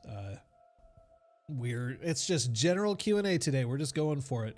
I do also have to make sure that I thank Krister for coming in here. Krister, longtime friend of the stream and an overall cool person. I mean, you're all cool people. Don't get me wrong. Krister's just cool for other reasons too. Role-playing games are fantastic. Yeah, Requiem, like, it's just not terribly thrilling to draw land, right? It's just like, oh good, I drew land. It's good, but it's not fun. Is there any non-Exalted Essence games that I want to try to run at a point in time? I mean, absolutely. I guess kind of the key is, though, that there are things that I'd like to try, but I also am limited a little bit by the idea that if we're streaming games means that we have a little less room for experimentation. There's a bit more commitment that gets involved in streaming a game. We have to prepare like our overlay and our stream tech. Our stream tech for Exalted is something that I'm extremely proud of, and like Kate's put in a ton of work on that, and Kate's had help from a lot of different people who have helped make it what it is. The look of it that we got is in large part from Aragorn. All of that stuff, like, there's some really cool shit that we got going on here, but it is not easy to make new tech. Now, the more new tech we make, the easier it gets to create new tech, but it still takes a long time. So if I say, like, one day, like, hey, like, we've been playing Exalted for a while, that was fun, but now I think I'd like to play Blades in the Dark. Well, it's a bigger jump than it is for if I was just with my friends around a table and we weren't streaming at all. Because then there's the other thing is that, let's say we play a game and people get invested and they're like, we love this game. And then you're like, I played it for like 3 sessions and I didn't really like it. Let's try something else.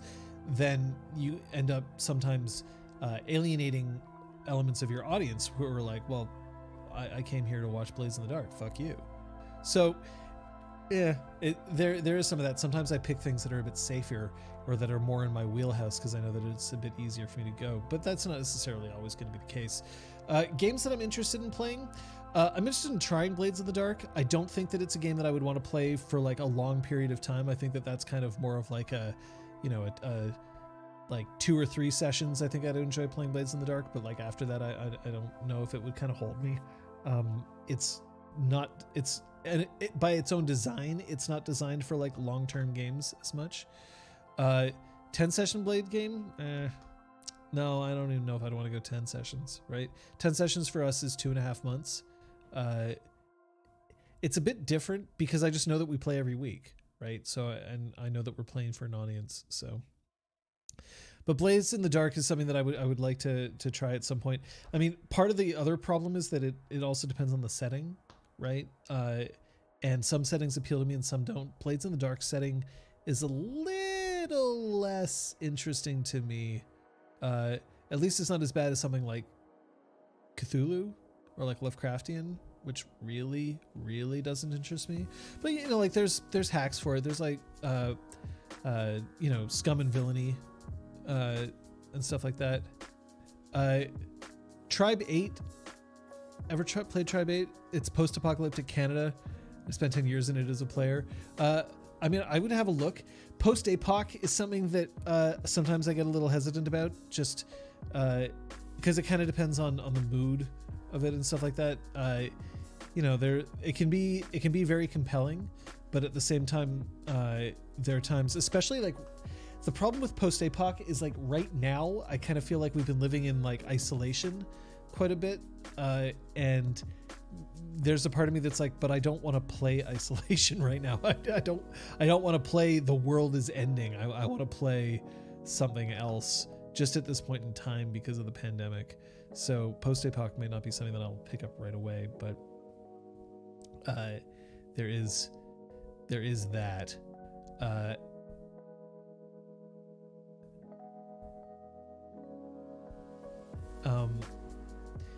About rebuilding the world, see, like that might also be good, but like right now, I also know that we play for escape, and I don't know if my players would be into that right now.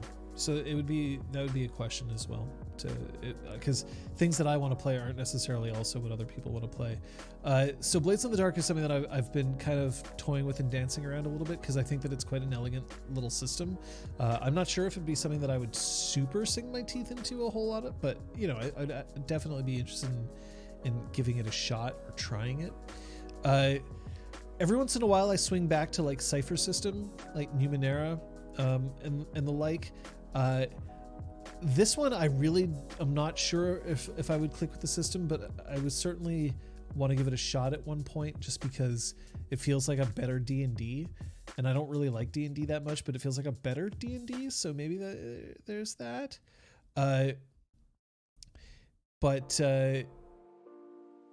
So here's something else that I'm going to point out. And this is something that I do have to point out here. Blades in the Dark almost DMs itself, which feels good, but also sometimes weird. So there is a trend in recent games these days to take power away from the GM or storyteller or whatever and put it in the hands of players. I don't think this is necessarily a bad thing. I don't necessarily think it's a good thing either. I think that it depends on the group that you're playing with. And I specifically don't seem to gel well with that as storyteller. I prefer to have a tighter control of the narrative pace and of what's going on. So things like somebody makes a roll and you say, okay, so you've rolled this. You tell me what happens now. Sometimes I think that for some groups that's great. I don't think I do well with it. Maybe that's just because like I'm old and set in my ways, but I think it's also just because I kind of prefer to keep control of the pacing and the narrative more and giving my players the chance to focus on playing their characters and the chance of making sure that their characters' decisions are what's important as opposed to them describing the story that happens around them. And I think that also depends on your player types, right? Like, are you into playing your character, or are you into see the entire story? And as a player, I wouldn't want to then say, oh, this is why my player character succeeds. I want to be like, this is what my player character does, and then hear why they succeed or fail. So it's which mode? Kung Fu Fenris, just out of curiosity.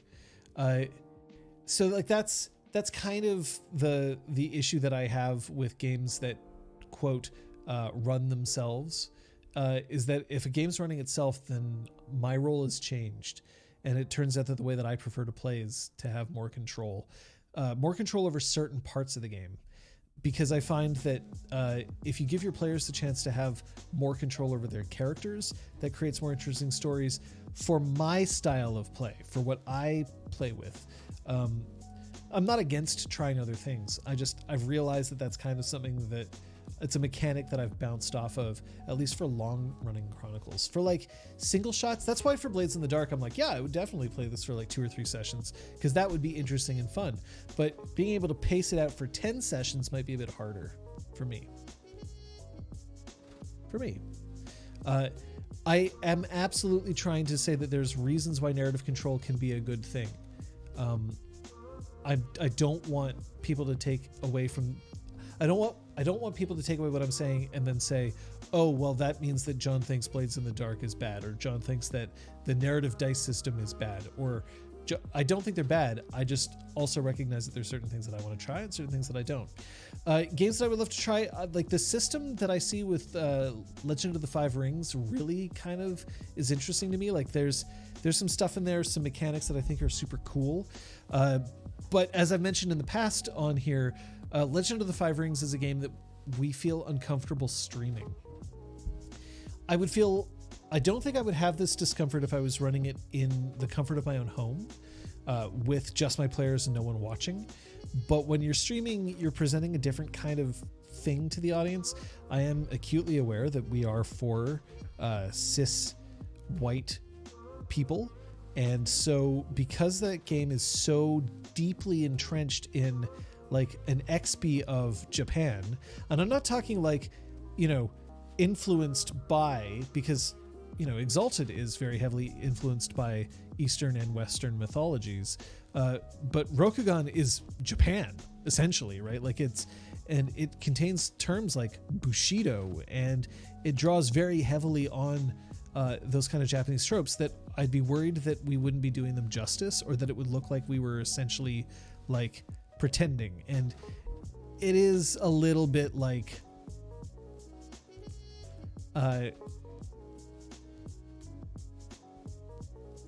Alphivar is running Genesis now. It's a lot like the Star Wars RPG. Well, then in that case, I wouldn't be as into it. I don't see that as much in my read through of it, but I mean, if you have experience with it, I can't take you out of that. But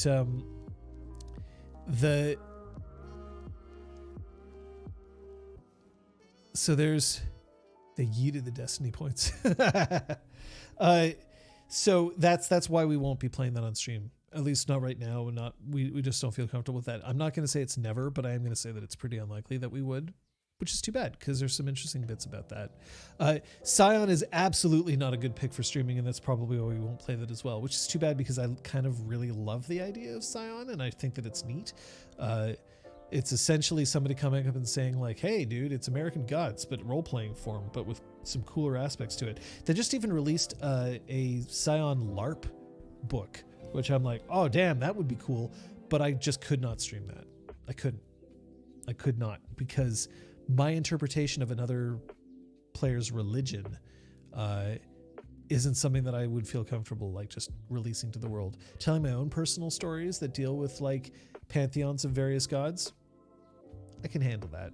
But like, it's too much cultural appropriation for me to be able to do it in a public setting, because there's a big difference between playing something with your friends and then saying, hey, I'm going to do something, but I think the world might be interested to tune in and watch it too. That's harder for me to be able to pull off. Same with like Afrocentric games. They're you know, like that could be really interesting to play, but is it really appropriate to have 4 white people play an Afrocentric game and then put it at line? Like, I don't know. It's a very tough question to answer, so it's something that we are not easily able to answer there. I will freely admit that when it comes to Chubos, I don't have nearly enough experience with it for me to be able to give you an appropriate opinion. I would have to look into it, and I've been meaning to. I just haven't had the time. But it's not that I have. I guess I'm embarrassed that I don't know as much about it as I feel like I should. But yeah, it's just completely slipped through the cracks for me. So,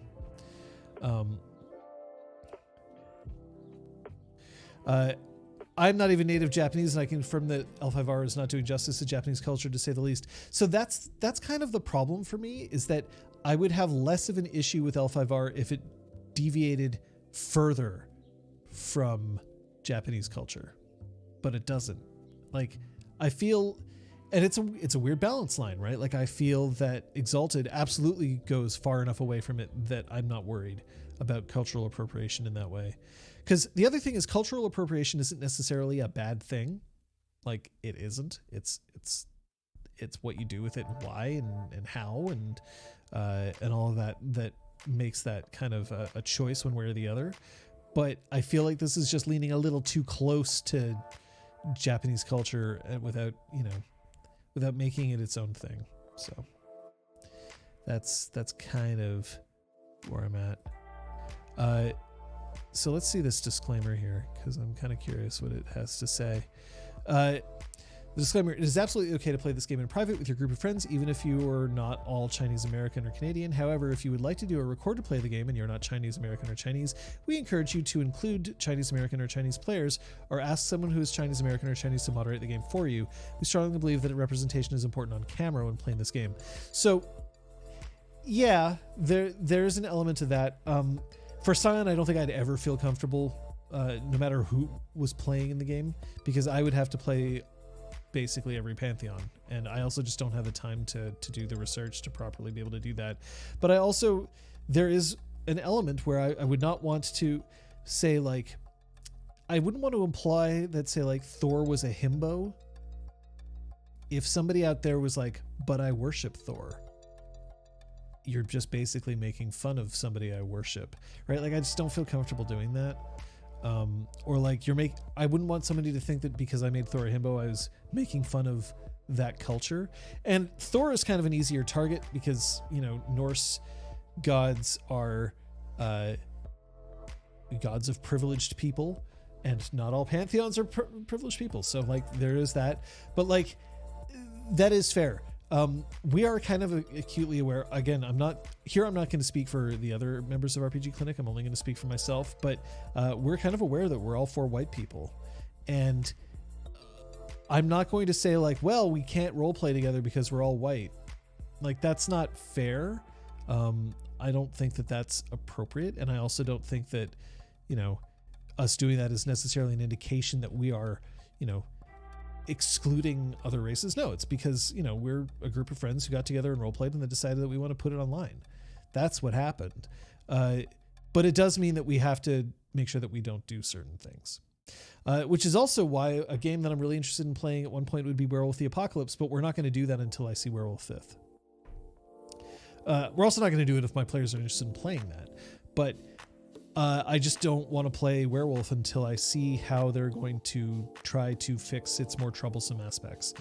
Now, I will be the first to admit that there is not going to be a game out there at all, ever, that will not have troublesome aspects to it. I retweeted something about this recently. If you are looking for something that is perfect representation, you're probably not going to find it, and it'll suck your soul out to do that.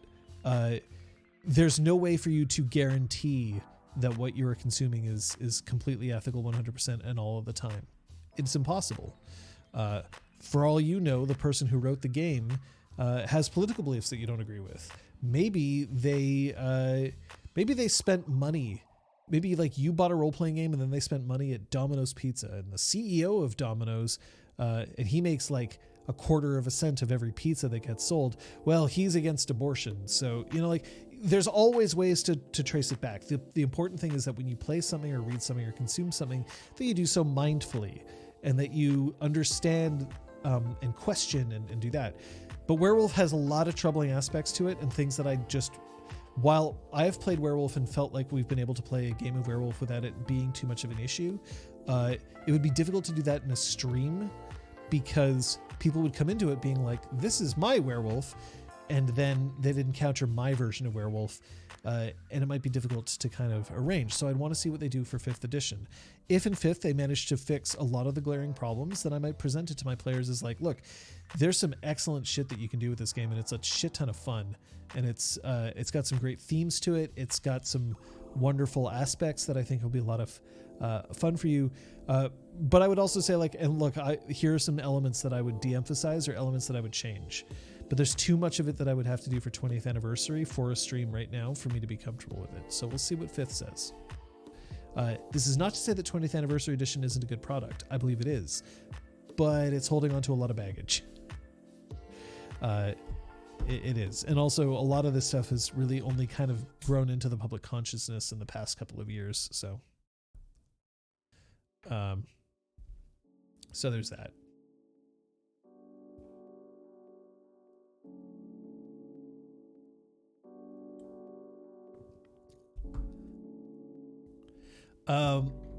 What has been my favorite game mechanic of all time? I don't like answering absolutes in this way, so I'm going to give you a couple of my favorite game mechanics recently. I believe that decisive and withering attacks in Exalted is a fantastic game mechanic. I think that its execution could be refined a bit, and I'm hoping that Exalted Essence does that. But the idea that you are building up for a big strike feels very cinematic to me, and it makes for great moments in games. I also love the intimacy system of Exalted because I think that it's a very useful aid for people who have some different. If John don't throw salt down, that's fair. I believe that it can be an aid for people who are looking to like start role playing, but I think that it's also a fascinating system to sort of be like, I want to discover how this character feels about certain things, and then being able to manipulate how a character feels about certain things is a great system, and I absolutely love it. I believe that a system that I've also really liked that's been recent in games is the idea of alternative mechanics to dice. I think that Starcrossed and Dread using a Jenga tower is a fantastic mechanic because it adds a lot of like tension into a game, and also kind of like, look, there's some dexterity that is involved in Jenga, so it has a couple of accessibility issues, I admit, but also, like, I admit that if you're a really good Jenga player, then maybe you're going to be better off than somebody who isn't, if indeed better off is what you need to be. But they don't rely so heavily on you just being good at Jenga in order to have a good role-playing experience. What matters is that you're playing something that introduces tension at the table, and it's a bit different than just dice. So I think that that's a great mechanic to pull out. 10 candles and the idea of having candles, and if a candle gets extinguished, a scene is over, also was a really interesting mechanic that I got to see in play. And while Scott's running of 10 candles was different than the way I would have run 10 candles, it was, the way that he ran it still had a lot of those mechanics in there that I thought were really cool. So there's that as well. I am not trying to take Scott to task. I think that he did a fine job with 10 candles, and I had a lot of fun with it. It's just, like, that's the way it goes with anybody, right? Like, people run things in different ways. So it's also different than the way the designer would have run 10 candles. Yeah, like, I think that if I was running it, I would have adhered a bit more to the book. But that's okay. The designer liked it. Yeah. See, like, but that's the other thing, is that something doesn't necessarily have to adhere to all the rules in order to be great. And something doesn't have to, the rules are kind of there as a backdrop, but in much the same way that if I release something to the world and somebody takes it and runs off and does something with it that I didn't expect, I'm still happy as long as that person hasn't hurt anybody, right? When people watched LARPs and then came away with it and then they came back and they're like, I wrote fan fiction about these characters in LARPs, then I'm like, you know what? I would have never seen these characters do the things that you have put them in this fan fiction for. But like, it brought you joy, and that's kind of what mattered.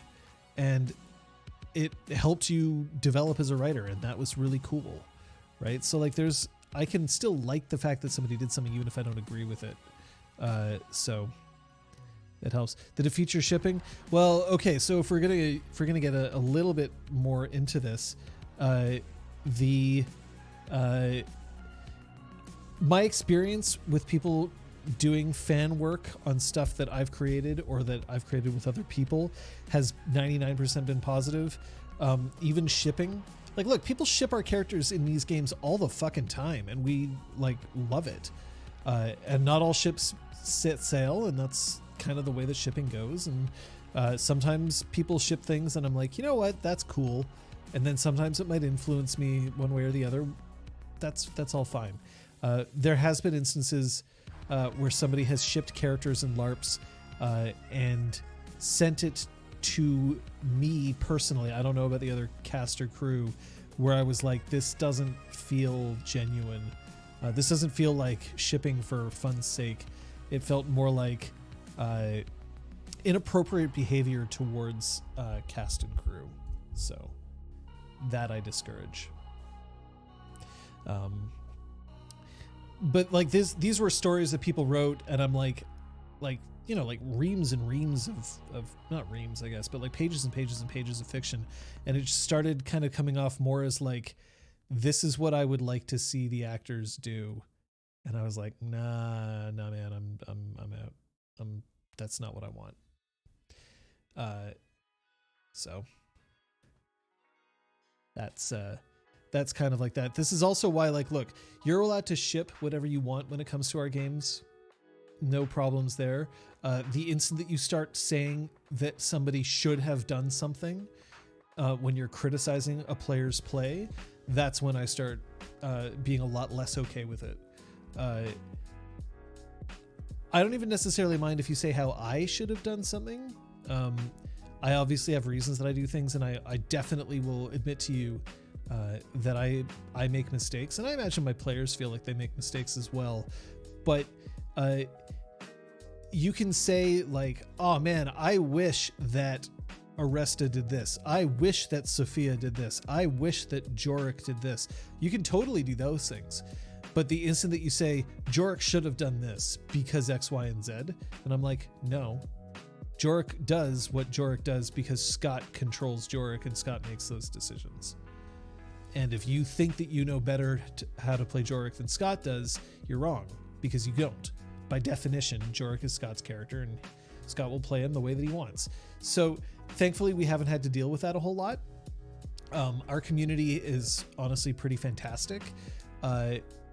It's not something that we have really encountered all that often, and when it's come up, you know, that's when I will start throwing out a private message, I think, to people, and just be like, hey, you know, not for nothing, but you gotta watch it.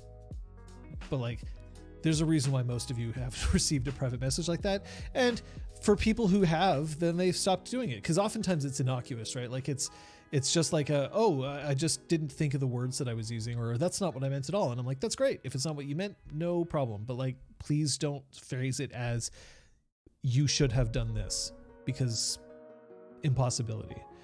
Even saying things like, you should have used this mechanic over this mechanic and then you would have won, or whatever.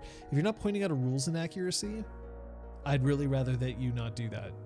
Players will not necessarily make the best tactical moves at all times, and that's okay, right? Some of it is that characters don't always make the best tactical moves, and players do that deliberately.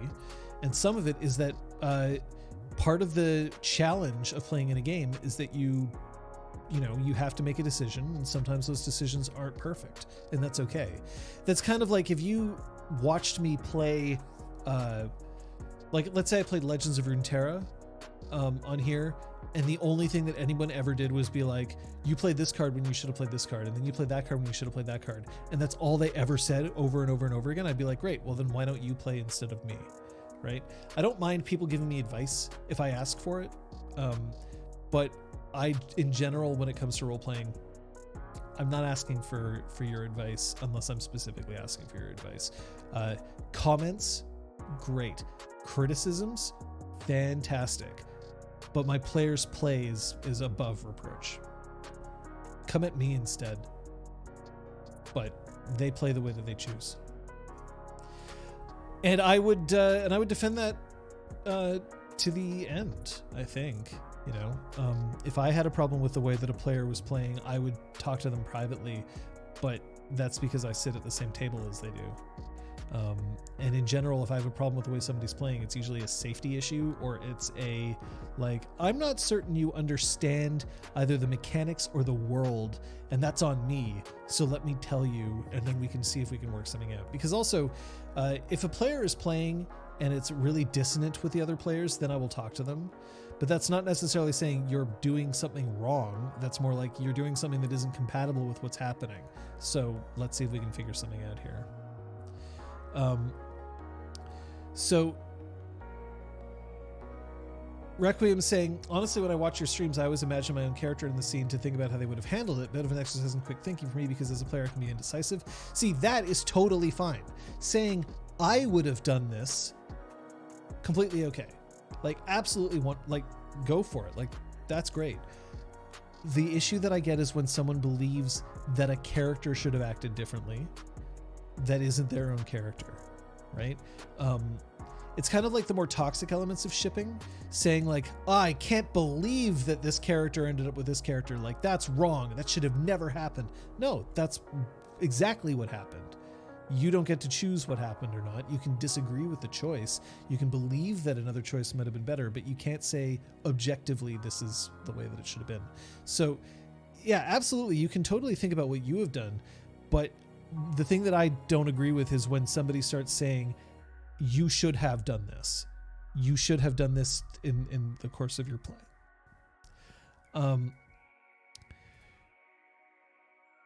Krister's saying, never considered thinking that way. When I watch your game, I view it as a story unfolding, and as a viewer, I'll never know the reasons until they become clear to all. I'm reading a book, watching a film. So essentially, yes. Now, I will be the first to admit that a role-playing game is not a game. It's not a book. It's not a film. There are different elements to it, and we have some interaction with our audience, and we enjoy that. That's part of the experience for us. But I have seen this happen, and it is one of the more problematic elements on more popular gaming streams, where people will straight up say this person did something wrong. Either you adjudicated this rule incorrectly, which we do get on our stream, and I would say charitably that a lot of the time when somebody mentions that, it's because they're correct, and it's because I've forgotten about a rule, or I've swapped a rule in my head or whatever, and then I'm really pleased that somebody managed to point it out. But I'll also point out that a lot of the time somebody will say, you didn't do this correctly, and they're wrong. I did do it correctly. And that's because Exalted specifically is just a really big fucking complicated game. I would imagine the developers even sometimes have difficulty remembering exactly what all the rules are. And there's also, of course, the Orichalcum rule and the Storyteller's rule that basically say that if a rule doesn't work the way that it should work, then that's okay, you can change it. But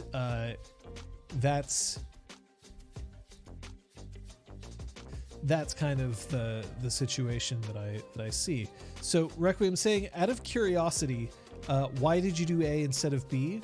This is a better question to ask. I guess the other thing that I would point out is that sometimes there's a better time and a place, right? Firing a why did you do A instead of B in the middle of game and insisting that players answer it may not be the best time to do that, depending on what just happened in the scene. If a game just ended and a player is clearly emotional about what happened in a game, that's not the time to be so you let him die? Why'd you let him die? Why didn't you do this instead? choose your time and place a little bit. So there is that. Kung Fu Fenris saying the only time I ever went active beyond my usual comments was when I made the combat school for the CDS characters, and it was fun as all hell. I hate going over anyone's boundaries, and it's hella nervous for it happening. But you can always ask, right? Like, there are times where my players specifically will absolutely love to get outside eyes on, like, hey, what should I spend my experience on next? What could I have done in that combat to do better? Like, they have directly asked this question at times to the community, because they recognize, they're like, oh yeah, I could have done something differently. I wonder what I could have done. And you can always kind of politely be like, hi, so I see that this is your first time playing this game. I've noticed that there might be some things that you might want to know about this system. Do you want some help? In which case, like, just understand that the players might be like, I'm good. And if they say that, then respect their boundaries and back off. But sometimes they may be like, oh, thank fuck. Yes, please. Because I will also admit that sometimes players don't want to ask me, and sometimes I don't notice, right? Or sometimes I'm like, I don't mind that they're not that good, but maybe they do want to be better. So these are all things that you can take into account. It is not a big deal. Even though that expression comes off toxic, in a way it is a compliment that the media is such a huge reaction of emotional investment. That person is moved by it and feels so strongly by it. So you're correct. It is something that I have repeatedly told myself in the past, that, like, just because someone's complaining doesn't mean that it's because they don't like it. In fact, oftentimes people complain because they do love it. The main reason why everybody got pissed off at the ending of Game of Thrones is because they loved Game of Thrones, right? And they can say, like, man, I can't believe that D&D, screwed up season 7 and 8 so badly. Like, they're awful, they're hacks. Conveniently forgetting that they're responsible for seasons 1 through 8, not just 7 and 8, right? So the thing that they loved so hard is also the things that they didn't love. Now, I'm not here to defend Game of Thrones, but there is an element of, like, yeah, if you are really showing that much passion about something, then it means that you connected with it, and that's gratifying. But it's a lot less gratifying when somebody is messing with your creation, which you're sharing, and they haven't earned that right to be so vitriolic about it. You do not own it. One of the things that is really kind of like, I mean, look, not everybody wants to see how the sausage is made, and that is totally okay. There have been people who have kind of gone through, and, like, this is also why I've been hesitant in the past, and why I will be hesitant in the future to do things like show off making an NPC for a game that I'm about to run, because then people look at that NPC, and then that NPC doesn't end up the way that they expected. Maybe it was because I was being deliberately obtuse. Maybe it was because I was being deliberately sneaky about what I was doing. Maybe it's because I changed my mind afterwards and decided to change things around. Maybe it's because I, in a moment of improv, decided that I wanted to take things in a different direction and figured out that I could. But in general, the reaction that I receive from people is, but that's not what you said, and now I am annoyed. It isn't what I said. Even though if I hadn't told them that originally, they would have been perfectly happy with what happened. And they often are like, no, I'm fine with the decision you made, but, like, I'm also wondering why you told us different. I feel like you have lied to me or betrayed me. And, like, that's why I don't like being as open about specific campaign stuff, because as much as I'm like, hey, look, this is how the sausage is made, people don't often want to know. They want to eat the delicious sausage. They don't want to see it actually getting made and understand what's going into it. So, in that way, I will say this, and I'm hoping that I'm not going to drive any of you away. I should say that I'm not complaining about anybody who's in this chat right now. But you don't own any of the games that we make. We do. You don't own the story. We do. You don't own the characters. We do. And you coming at us with, like, helpful criticism, fantastic. We want to hear that. Like, we want to hear how we can make the streams more enjoyable and better. In much the same way that we don't put a whole lot of focus on community, like, expansion, but we do like it when people mention us to to other people or post about us in other forums and say good things about us and say like, come on down, because we do like seeing new people show up here. It's great. But we definitely don't owe you anything. Just like you don't owe us anything. If you decide that you want to sub to our channel, it really helps us. It helps supports this channel. The main reason why we've been able to make improvements is because of the subs and because of the donations that we've received. The fact that we've been able to continue through the pandemic is only because of the subs and donations that we've received. It's fantastic. But if you decide that you can't keep subbing, either because you can't afford it or because you'd rather sub to a different channel or because you don't like us anymore, that's okay. You don't owe us anything. And I am never, ever, ever going to look at you and say, you stopped subbing and now I care about you less. That will not happen. And I can't speak for the other members of RPG Clinic, but I'm pretty sure they'd feel the same way. And in much the same way, I don't owe you the game that you want, nor do my players, right? We will present things for you. We absolutely care what the audience thinks. We will talk about the audience. We will say what they're talking about. Sometimes we like to give them things that, you know, like people mention things in chat and we're like, that sounds cool. And we put them in there because it will genuinely make the game better and we really appreciate it. But we don't owe you anything. So when somebody comes at us and says like, I shipped these characters and it's not the way that it happened in the game and you're wrong and like you shouldn't have done that. Like, no, I don't owe you the resolution that you want. I don't even owe you a good product. I don't. The transaction that we've made here is you watch what I put out, you watch what my players do, you watch for this thing, you're watching me just yelling at a camera for 2 hours, and that's what you get. Like, I don't have to redo it if you aren't happy with it. And in the same way, I don't have to, you don't have to watch, or you don't have to subscribe, or you don't have to continue your subscriptions or whatever. So in that way, it is just important to remember that the relationships that we form on Twitch, the relationships that we form between an audience and a game, is that we have very specific ways in which we can easily interact, and we would love to hear from you. But if somebody's getting toxic, you're gone. I have no time. Like, that's, and it'd be different if you paid me, you know, if you paid me a living salary to do this, then yeah, I would be like, okay, well then I guess I'll make some concessions to make sure that it's good for you because you're paying me for it. But you're not. You know, you're supporting us and we're supporting you and we're doing our best. But that's kind of like the sausage here, right? Because I'll also point out that on Twitch, these are not direct social relationships that we have. They're parasocial relationships. We only know what we've put forward to each other online.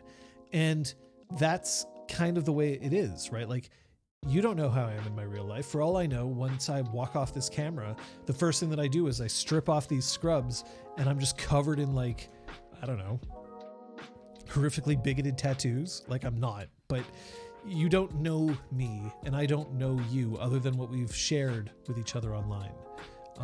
And some people are more like their online personas and some people aren't. So, you know, it's just a delicate balancing act to make, right? So all in all, I guess what I'm trying to say is that this is more than a film or a novel. You do get to interact with us and we get to interact with you.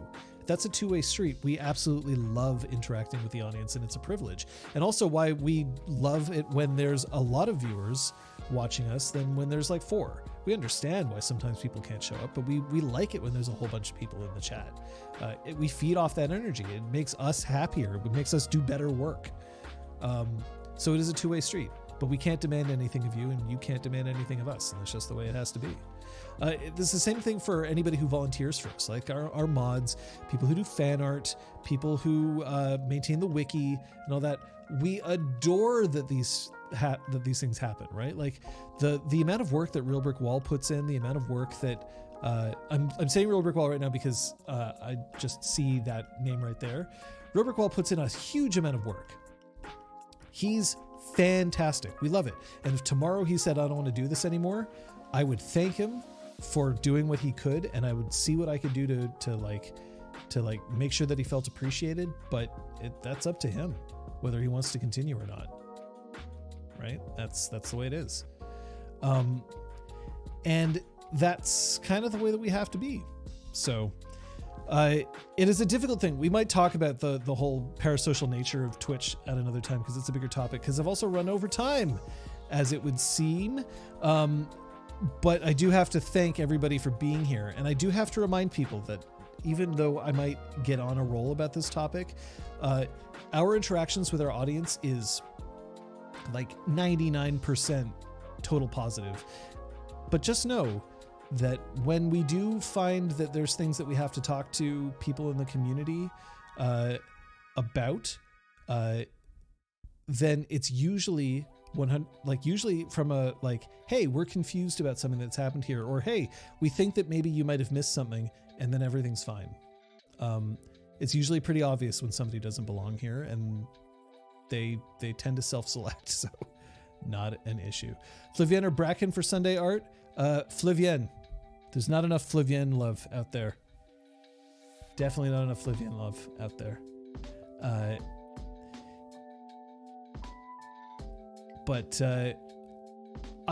So Plucky saying, can I take this opportunity to thank you for inviting us into your stories and games? I have to thank you for tuning in. Honestly, when I hear people say like, I got through the entire backlog of Changeling, I'm just like, wait, what?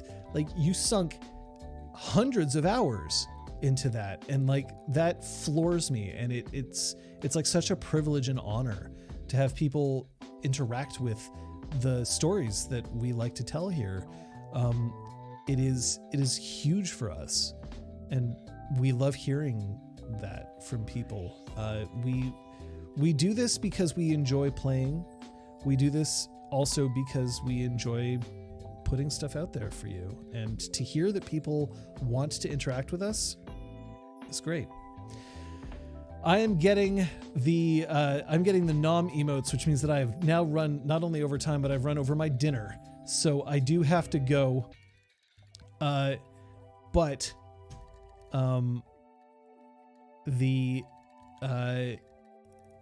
it is still such a joy to see all of you, and I do really appreciate having you here. Tomorrow, Elizabeth A. Neal, 6 p.m. Eastern is Punch Club. On Saturday at 11 a.m. Eastern is the rewatch for Exalt Twitch Academy episode 16.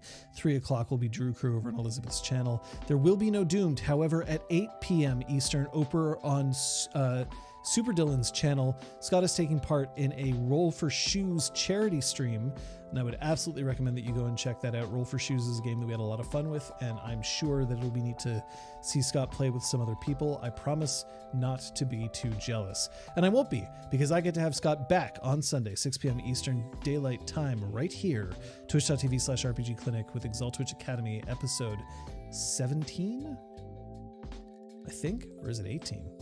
I think it's 17. Either way. But thanks so much for all of you, and just remember, like, in the end, look, you don't really need to watch clinic hours. You just need to know that you got to use your word hole. We'll see you next time.